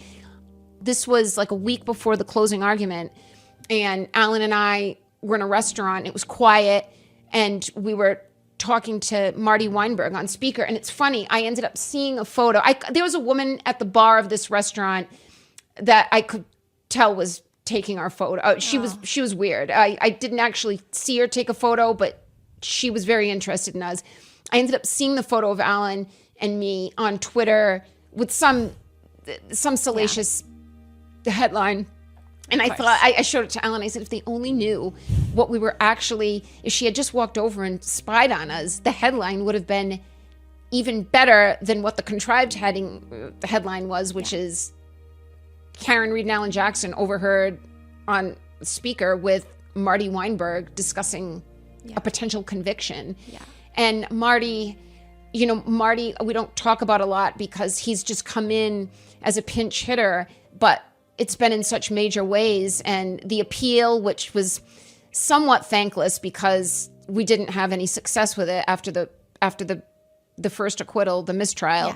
But I'll never forget that conversation with him. It was, I think, a Sunday afternoon, and I'm in a steakhouse with Alan talking to him, and Marty says, you're not going to need it, Karen. You're not going to need it, but this is who I recommend. This is the kind of retainer he's going to need. You need to do this. You need to do this. And it was a tough day. We walked back to the hotel, and I felt I was probably like a little weepy. I don't remember how I got on that topic, but I think someone was like asking for a selfie. Oh yeah. Someone. So on the way home from that call with Marty, a daughter and mother had asked for selfies, and I just I couldn't. The selfie question is very difficult. A lot of times I'm eating, or I'm having a private conversation. I don't like how I look like any normal 45-year-old woman. I've been crying, or I've been upset. And then if you say no, then people think I'm a bitch. Like, I'm supporting you. You're on trial for murdering a cop. You should be so lucky that I'm trying to support you. But then if I do take the photo, it's on social media and I look like I'm enjoying my life. I'm smiling and I look celebratory. I cannot win that game. I've turned people down for selfies, and then they just walk a half a block back and take it. Or they'll ask, well, can I have her, if I'm with Liza, well, can I just take her selfie? There's definitely, I'm smart enough about Gen Z, millennials, and my Gen X that I cannot interpret every selfie as staunch support for my innocence. Yeah. There are people that ask for selfies that maybe don't even believe I'm innocent, or don't know anything about the case, but know that I've had people come up to me in the seaport and say, are you famous? Because they just saw it, and then ask for a selfie, and they don't even know who I am. They're going to post it, and then and then start collecting the likes. Yeah, it's always been a guy too, like a Gen Z guy. Who are you? Like, who are you? I'm like, you don't need to worry. If you don't know, then you don't need to worry about it. They're like, are you on TV? Yeah, that too. Yeah, it's weird. Have you been on the Karen Read Reddit pages? One good thing about having such a high profile case that's played out publicly is if we're working on trial or working on a witness and it's, well, when did Buchnick testify that the video was a true and accurate representation of the Sally Port? I can just Google it. I don't even, it's like, all right, what's quicker? Do I go into my files with my library lookup system, or do I just Google it and it says day 27, Buchnick testifies June 10th or whatever the date was. So I have not purposefully gone on Reddit to look myself up, but I have done searches looking for details that have led me to Reddit. And I've always been very pleased. I may not be seeing the right things, but I've always been pleased at the discussions I've seen on Reddit. They seem, they're intelligible and they're intelligent. They're not as emotionally, it seems anyway, that they're not as emotionally charged as social media pages where there are people with targeted goals. Like, there'll be, I'm not on Twitter anymore, but I have popped on and off Twitter because there are some people that have actually done very good digging. That's been helpful to me. But I'll read a comment that Karen Read looks like a leather handbag and she looks like a man with a wig. Or I've read very crazy, very physically demeaning things. I'm like, clearly you are over emotional for some unconnected third party. You can say, I don't like the look on her face, she looks guilty, or I don't like the sound of her voice, she sounds arrogant. But when it gets very personal, I think, all right, which member of which family this is too visceral. You must be part of the shrapnel in this whole mess that you're saying. I don't know. No, I agree. It's not exactly those comments, but they're trying to hurt me, but they're so personal that it's so obvious. Yeah. It's one of these, or it's one of those guys. Goofy. I know that you legally cannot say a lot of things. There are a lot of theories online about Canton's residence. A girl must try. So I'm just going to run them through you. There is an online conspiracy that Brian Albert and his sister-in-law, Jen McCabe, Jen, are having an affair. Do you know anything about that? I do not know anything about that. I had read things like that very early on. John O'Keefe had told me when we first started dating in 2020. So we started dating very early in the pandemic. We had dated when we were in our early 20s, but we reconnected. He reached out to me during the pandemic. I think just because everyone was stranded at home and resorting to social networking. And he had told me, like our second date, that there is this is according to John, that there was at that time a swinger scene in Canton, which I had read in Boston Magazine that there was one in a different Boston suburb. I'd never read specifically about Canton, but John insisted there was. And I think he can't be the only person, and I can't be the second person that's heard that rumor, fueled by these are people in their 40s, 50s, and 60s in some cases, hanging out all the time, drinking very late, drinking with family. So I don't know if there's truth to it, but I could see how rumors like that start. I had heard it from John, not about anyone in particular, but about couples in Canton. House long to die in cold. What's the weirdest thing you've ever Googled?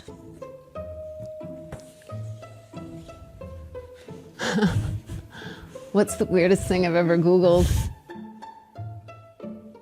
At like 2 a.m. Oh, God.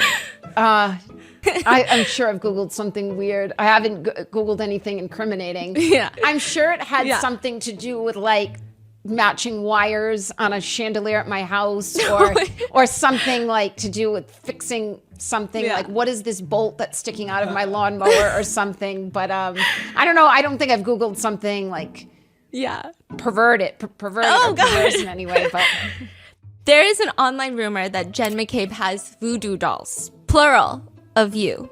Do you believe it? I don't believe that. You don't? I don't. That's good. Okay, because that would be creepy. I don't know how I would feel if someone had voodoo dolls of me. I feel like it's not working. Yeah, that's true. My husband saw a post on Chinese social media. A former student of yours wrote, and this is translated, so I'm going to read it. Okay. Karen Reed was my university professor. Back when I was applying for graduate school, she was the one who wrote my recommendation letter. She is sharp-minded, always positive, and someone I often had long, inspiring talks with. She encouraged me a lot. She even told me how I should learn to protect myself in the future.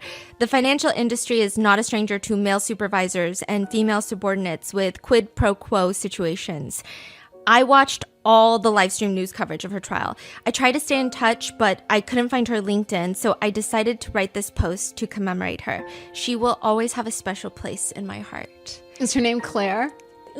Can you check? Yeah. You remember? Wait. There was a group of Chinese students I had around 2018 that I got very close with, and they would just hang around, and it stood out to me because it was winter semester, and I taught till about like 10 at night. So when a student stuck around, they'd walk me to my car.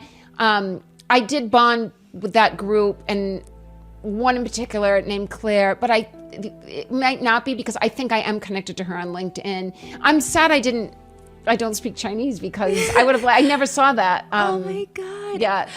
The name I saw was Lulu Chen. Maybe that's her Chinese name. Oh, I do know who that is. You do? I do know who. Oh my God. I have not thought about her in a minute because of all that's happened. I do know exactly who that is. Wait, yeah, Lulu you Chen. remember all your students? I remember her. Oh my God. No, because if you write a letter and she's saying we had these conversations, and I remember very petite and long hair, and she was very very, very trendy. I remember Lulu. She even said that one time she walked into the class and you complimented her on her shoes and bags. Yeah, I was just going to say, remember her bags. I was just trying to... She's saying you're the most fashionable teacher. And that doesn't take much. That doesn't take much. Wow. Yeah, she was very fashionable, very earnest, and I know exactly who she is. So, hi, Lulu. I hope you're doing well. Do you miss teaching? Do you like? I do. Yeah. What did you mainly teach? Like, so finance, but like what?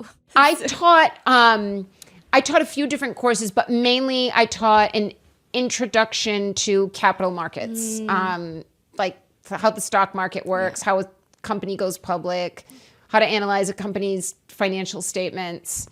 We did a lot of real world examples. I taught through the financial crisis. I started teaching in 07 or 08. I started at Fidelity in 07, and I started teaching in 08. I felt at Fidelity I was very, very much junior.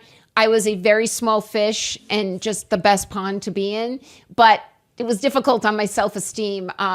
It was a lot of strong personalities, incredibly intelligent, the biggest investors, literally the biggest investors. It was a great place. I would never have left on my own accord if I didn't have to, but I felt just for my self-esteem, I wanted to do more. I felt like teaching kept me sharp in a different way. Work, I was always, my full-time job, I was always learning, but teaching, you have to be prepared every class that there is a student smarter than you or many students smarter than you, at least on some topic, that there is something he or she has a personal interest in, broad or narrow, and they are going to know more than you. And you have to know, how deep can I prepare? How much can I help enhance this subject matter? And when do you say, I am not familiar with that. I'm not familiar with that company, or I'm not familiar with that investment product. You cannot fake it. And this is, Bentley is not the Ivy League, but I had incredibly intelligent Ivy League worthy students every semester that I did learn things from, but you've got to know your boundaries. But you also want to push them that if there is interest from students in a topic that I'm not overly comfortable in, how much can I learn so that we can extend this topic? But I loved it. I loved the students. I love being back on campus. I've always been connected to Bentley. My dad's worked there my entire life. I went to basketball camps there in high school. I went to undergrad. I went to grad there, and I miss it. But this, I haven't chosen this, but this is what this was the bigger purpose for me. I don't have children. I don't see that happening at this point. But my legacy is going to be my impact on Massachusetts and possibly broader criminal justice. And what I did at Bentley and what I did at Fidelity can be easily, maybe Bentley not so easily, because teachers, you have freedom and subjectivity to turn a class into whatever you want to turn it into. But this is, like it or not, this is what I'm here for. And this is what my parents and my friends and my lawyers, this is why they went to law school. We're going to change. We've already changed things.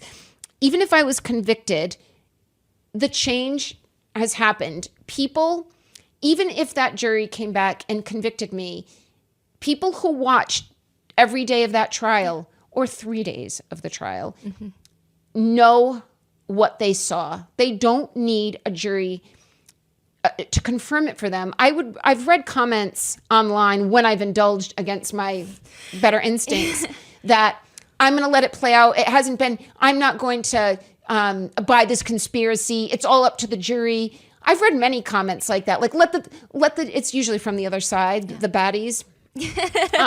Let it play out. This is for a jury to decide.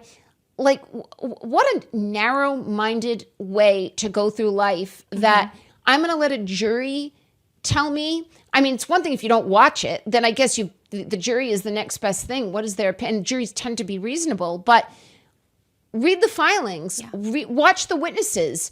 What are you going to, you're going to let someone else make up your mind for you? That's like having someone else tell you who should be president. Yeah. Well, I didn't vote for this president, but that's who the majority says, so that's who it should be. Those comments are, it's just a cop-out. Yeah. It's a way to not address the elephant in the room. Would you ever be a lawyer? Like, would you ever become one? Never. Never? Never. I feel the system is too broken. and I'm too old. I think if I were younger and I had more energy, and I hope our law clerks, who we were so blessed to have, which was a brainchild of Alan Jackson's before the first trial. Like I'm running out of money. I've got a house, and then I'm out, and then I just have to hope the charity of others gets me there. And he said, "Well, I've got an idea. Let's see if there's any law students. We've got the best universities up here. Let's see if any third-year law students want to help." And we just got a rush. David went to BC Law. Alan went to Harvard, and we had a week of interviews, Zooms. David and I interviewed. Each law school sent out a wanted email. Wow. David and I did the BC interviews. Alan and Liza did the Harvard, and we probably did about 40. And that was all we could have taken more. Yeah. Probably did 40 each, and we each picked our favorites. And then I think we kind of convened on the others. And my pick. So I interviewed the Harvard, the BC. My number one pick from the jump was Evan Wolk, who ended up working on the trial the most for us. They were all great. And then towards the end of trial, Evan had a contract to work at a big firm in the Seaport. And I said, I would love for you to go work with Alan, because he just admired, he and Alan got on, and Liza, the three of them, there was a real, Alan and Liza have a great complementary dynamic, and Evan just fit right in. And I kind of engineered it. I would talk to Evan privately, and then I would talk to Alan, and now Evan's with Alan. Alan and Liza interviewed the Harvard students, and we ended up choosing 4 or 5. Among them was the editor of the Harvard Law Review. She's graduated, but Sophia Hunt, she was kind of our leader of the interns, like the conduit between the interns and Liza, who was managing the interns. But we could not have done what we did in the second trial with a whole new prosecution, new witnesses, trying to keep out the voir dires and the Daubert hearings, which we did not have the first trial. It took us 3 days to get Dr. Russell qualified to testify in trial 2. This is after she's already testified in trial 1. I had to fly her up here for 3 days of hearings. Same with ARCA. I can't remember if we had to voir dire or Daubert, Dr. La Posada, but every witness that Brennan could challenge, every expert, he did.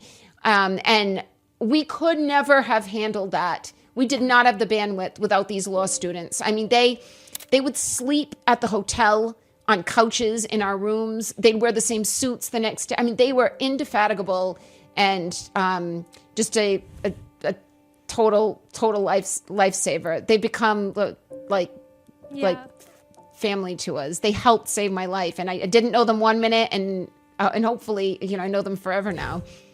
Did you guys have a group chat?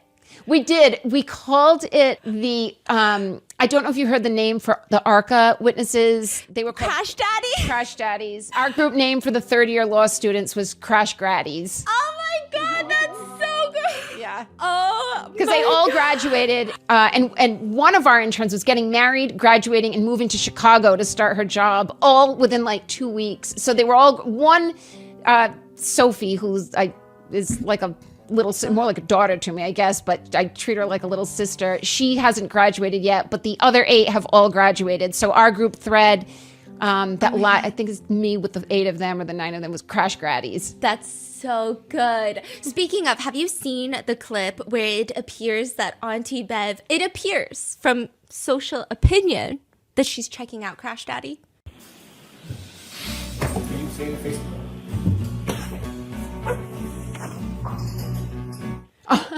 Have you seen? I have to show you later. Okay, I've seen that. It's played in slow motion, which anything in slow motion, that's how you get Exhibit A, is pausing things at the wrong time. Yeah. She seems too self-conscious of a woman to have done that knowing she was on camera. But what you're referring to, I have seen. You're going to stay in Massachusetts forever. No, God, I hope I don't have to stay much longer in Massachusetts. Where do you want to live?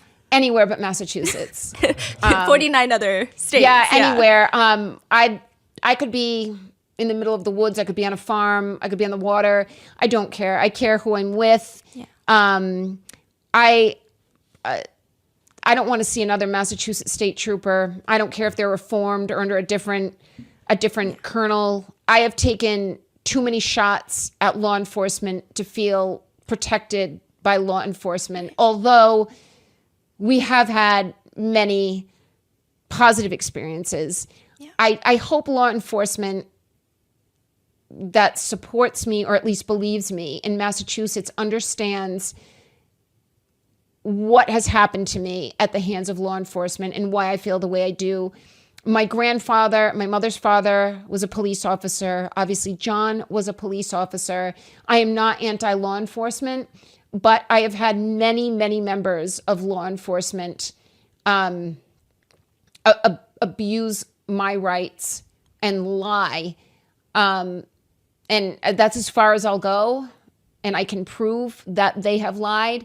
I hope the good law enforcement knows why I feel the way I do, but I don't feel safe in Massachusetts. I don't feel that the politics are safe. It's not that those problems don't exist everywhere else, but I don't want to be a lawyer. I don't want to see any more of the law. I will try to make change in other ways, but the legal system just feels so broken. I look at my lawyers and I just think, what made you go into this? You're just such an underdog. Mm-hmm. You're battling the resources of the state, sometimes with a defendant that can't even make bail. And then how do you hire the crash daddies and La Posada and Dr. Russell? And the government can go with a blank check to Aperture and spend hundreds of thousands of dollars and pay a special prosecutor hundreds of thousands of dollars. You want to make change but not get into law. Where do you see yourself, like, in 5 years? Where would you hope your life to be? I hope within 5 years we've written the book, which I think will take longer. I'm not even, I can get there if I have to, but I'm not even in the headspace to start regurgitating and reliving all this. I would, and I need the money, so I'll do it when I have to start doing it. But I think the easiest thing I can do is just keep telling the story. There are so many facets to this that the public doesn't know just because there hasn't been. I mean, this is my first real interview. There's so much of what is entailed in this fight that you know more about this case than average, partly because it's played out twice and it's about to be played out in a different form a third time. But what it takes to mount a defense, to even stay somewhat competitive to the prosecution, I think the details, the financial costs, the sweat equity, what these lawyers have to sacrifice, it's amazing anyone's acquitted. It really amazes me. And my case was easy to prove. My case was logical. Yeah. If it walks like a duck and quacks like a duck, it's a duck. And we still were met with just such a fight from the government that I've paid taxes to, and they threw everything at me that they could and didn't come close. I think the public needs to know, they need to be more careful. They need to know their rights.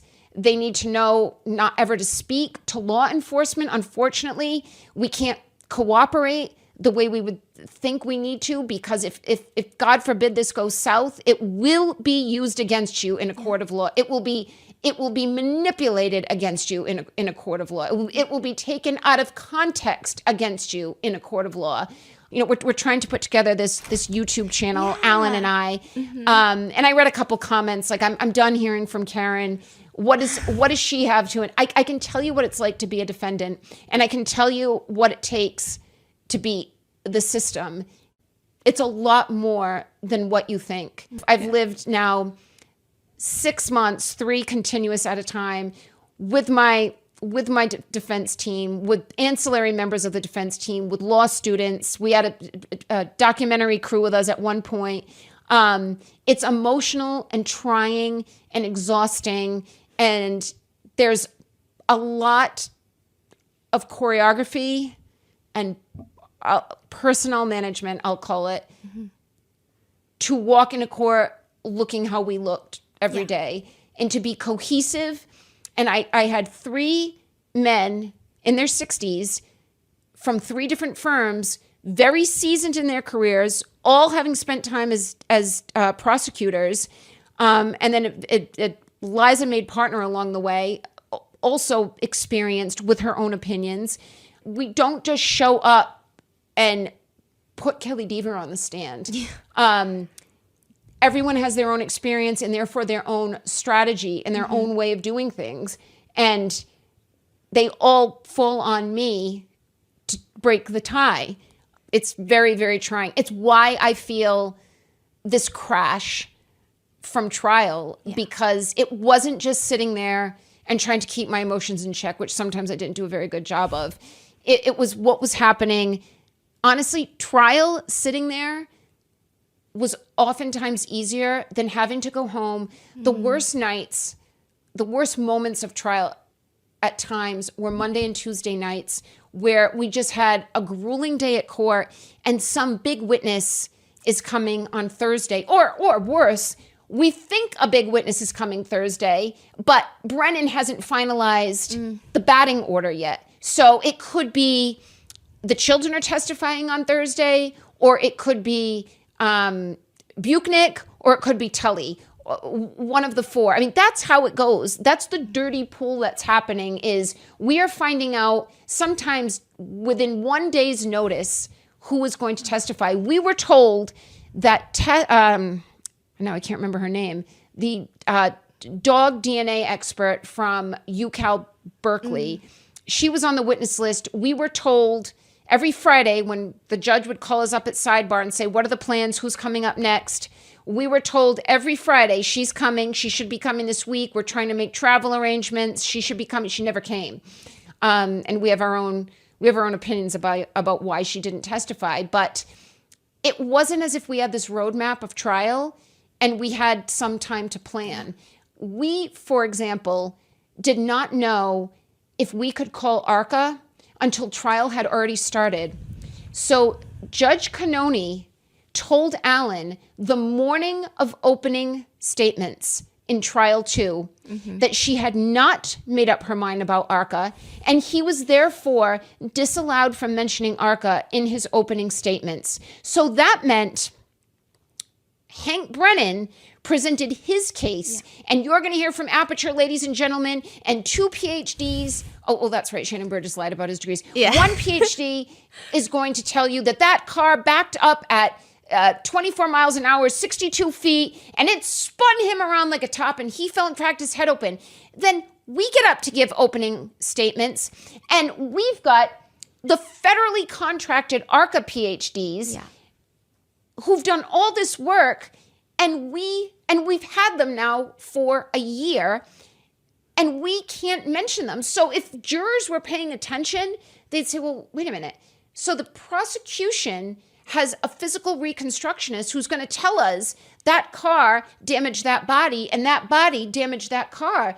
But Reed doesn't have, why they can't prove it? So they go into trial thinking, I don't think Reed can physically prove that this didn't happen. This is Cannoni handicapping us. So she said to Alan, the morning of opening, you have 10 minutes. I have not ruled on ARCA. And Alan said, Your Honor, it's in my opening statement. I can't not talk about they're arguably our 2 most important witnesses. And she said, you have 10 minutes to sit at the table and edit your opening. And she gave him exactly that. I've never seen Alan, and I've seen him in different states of pressure. This was unspeakable, what she was putting him through.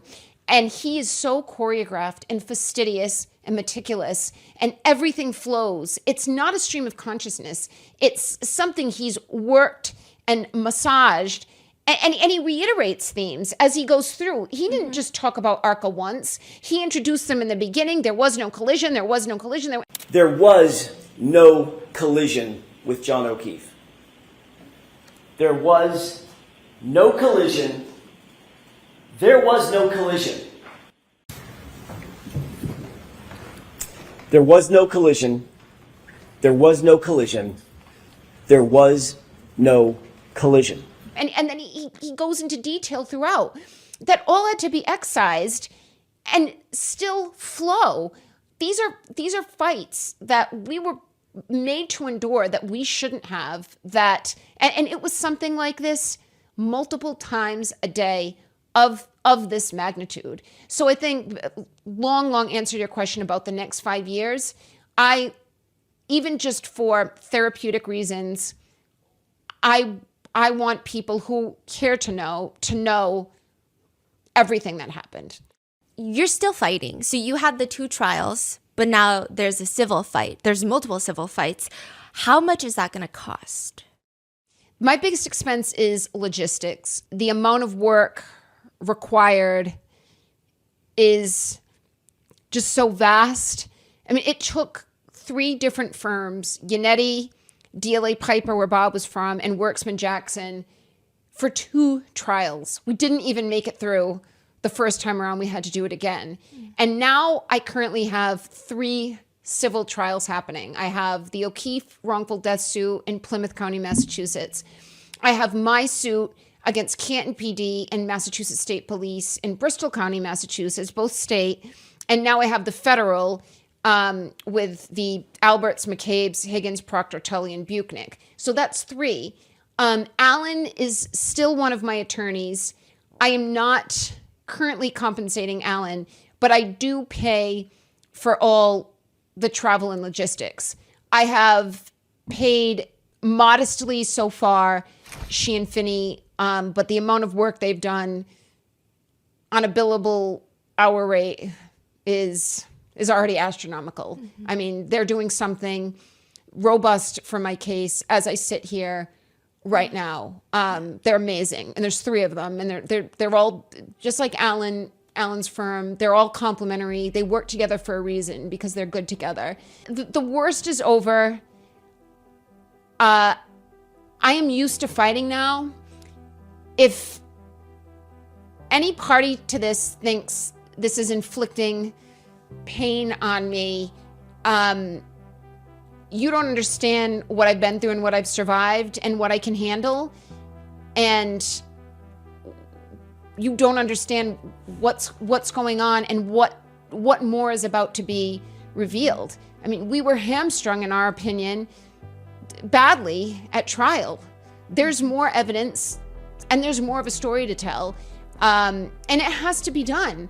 We have to finish this. It's why Alan is still involved. It's why Damon, he was my parents' attorney throughout the last year, but it's why Damon wants to be a part of this civil suit as well. But we have a lot more to do, and luckily we know this case so well. So many of us know it so well.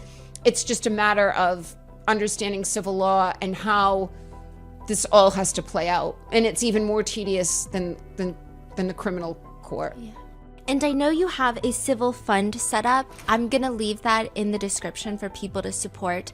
I think it's interesting because there is kind of this narrative that, like, you got a book deal, you have all this money from the documentary, which we're finding out is not true. You sold your house. We do know that's true.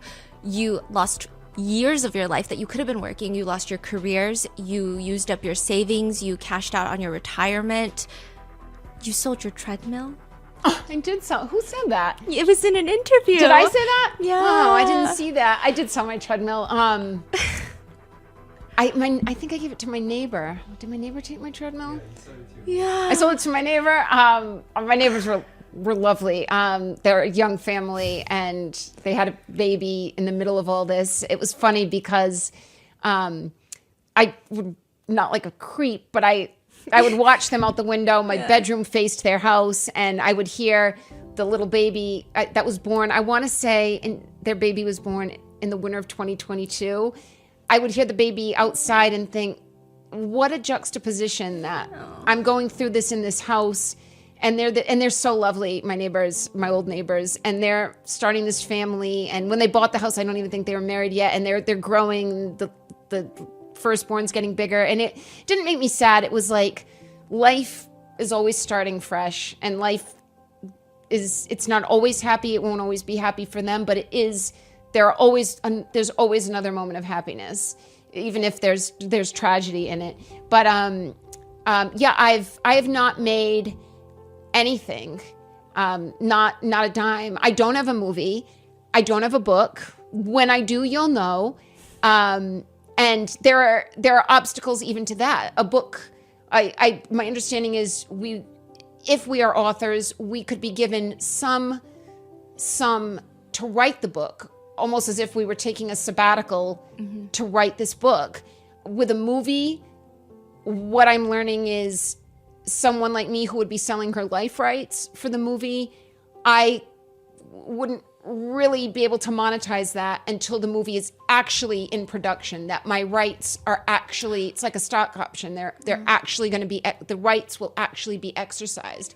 So no, I love my parents, but I don't know that the three of us need to live together until the end of time. I'd love to live with them in a bigger house where we can spread out. But no, obviously, if I were making millions or even hundreds of thousands of dollars, ask the people who live on Country Hill Drive in North Dighton. That's where I live, and I'm lucky I have them, and I feel safe, and I'm lucky I can enjoy my parents at this age, and we don't have this trial over our heads anymore. But no, I'd like to be doing things. I'd like to regain some more strength physically. I don't know that I like to travel right now, but I'd like to be somewhere with the people I love. And I haven't been able to because I don't have the resources.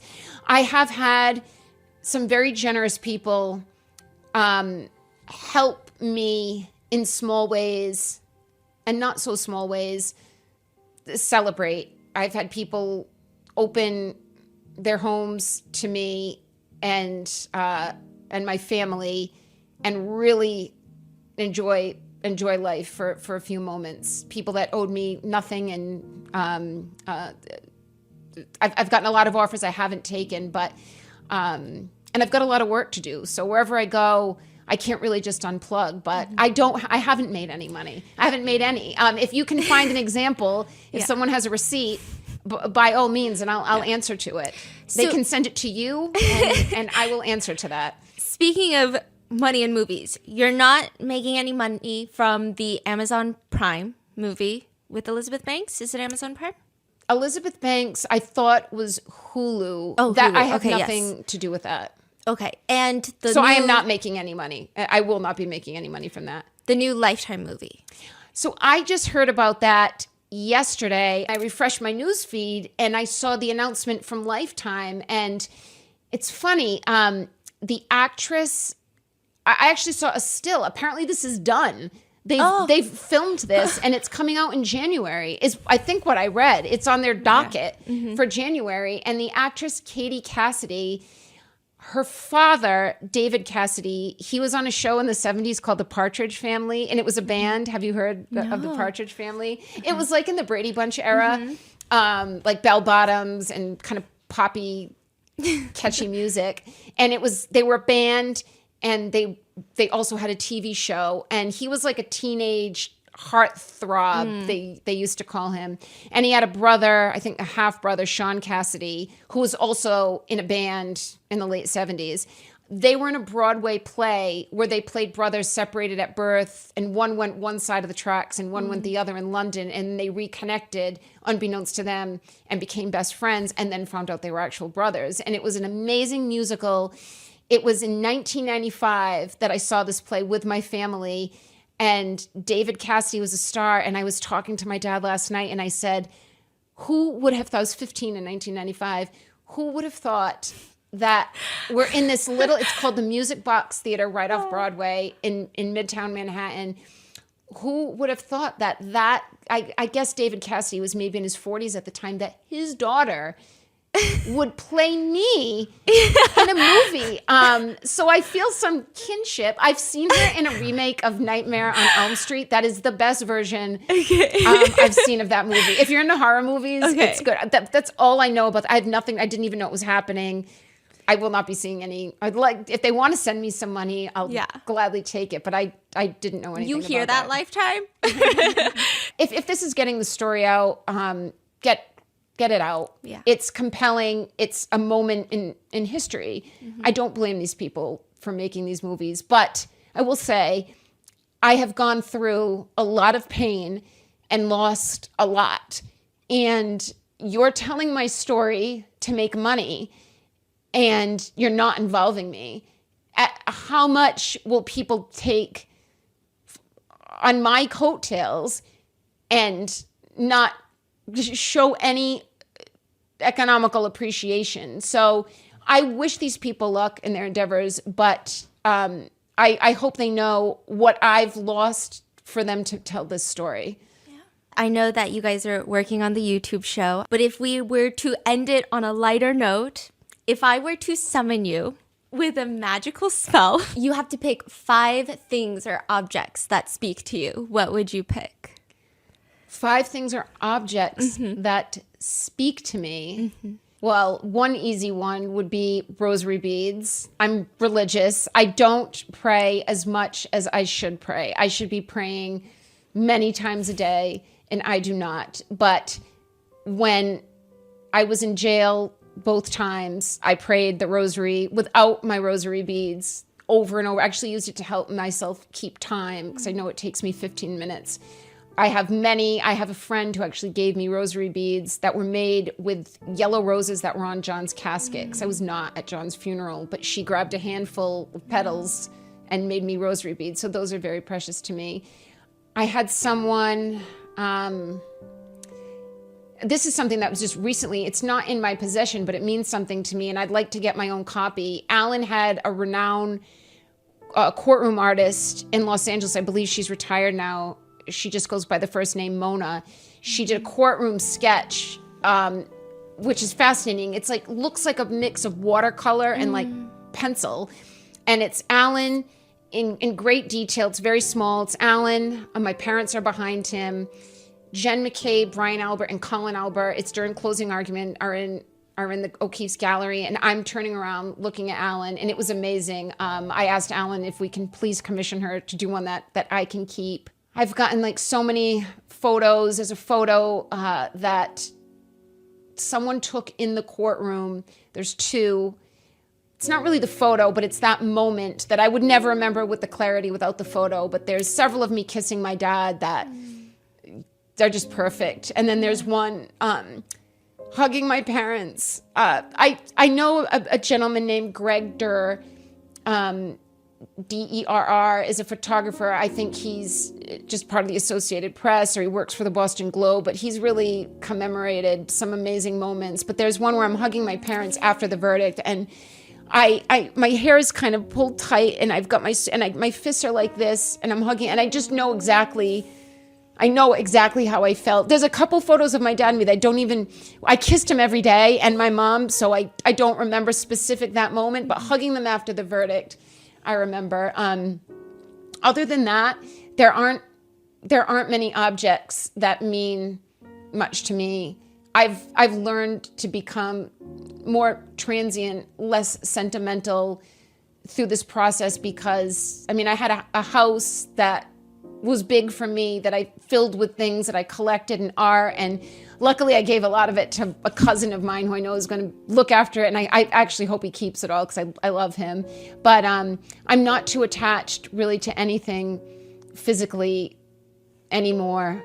When your freedom is on the line, none of this material stuff, you could lose it all, and it all has a monetary value.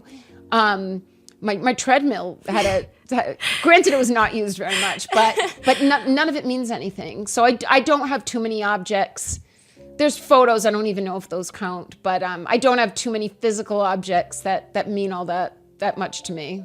No, but those are like the best ones, the ones you just said. I really hope, don't listen to those people. I really hope that we hear a lot more from you talking about your own case yourself. We're going to look forward to the YouTube show. I think it's going to hopefully come out around the time this comes out, hopefully. We are going to be having a YouTube channel launch, hopefully in January 2026, The Reed Files. The Reed Files. The Reed Okay. Files. And I'm going to link it. That'll be Alan Jackson, Nick Rocco is going to host, and I'll be there. I'm the Reed. Okay. And that's a wrap! Woo!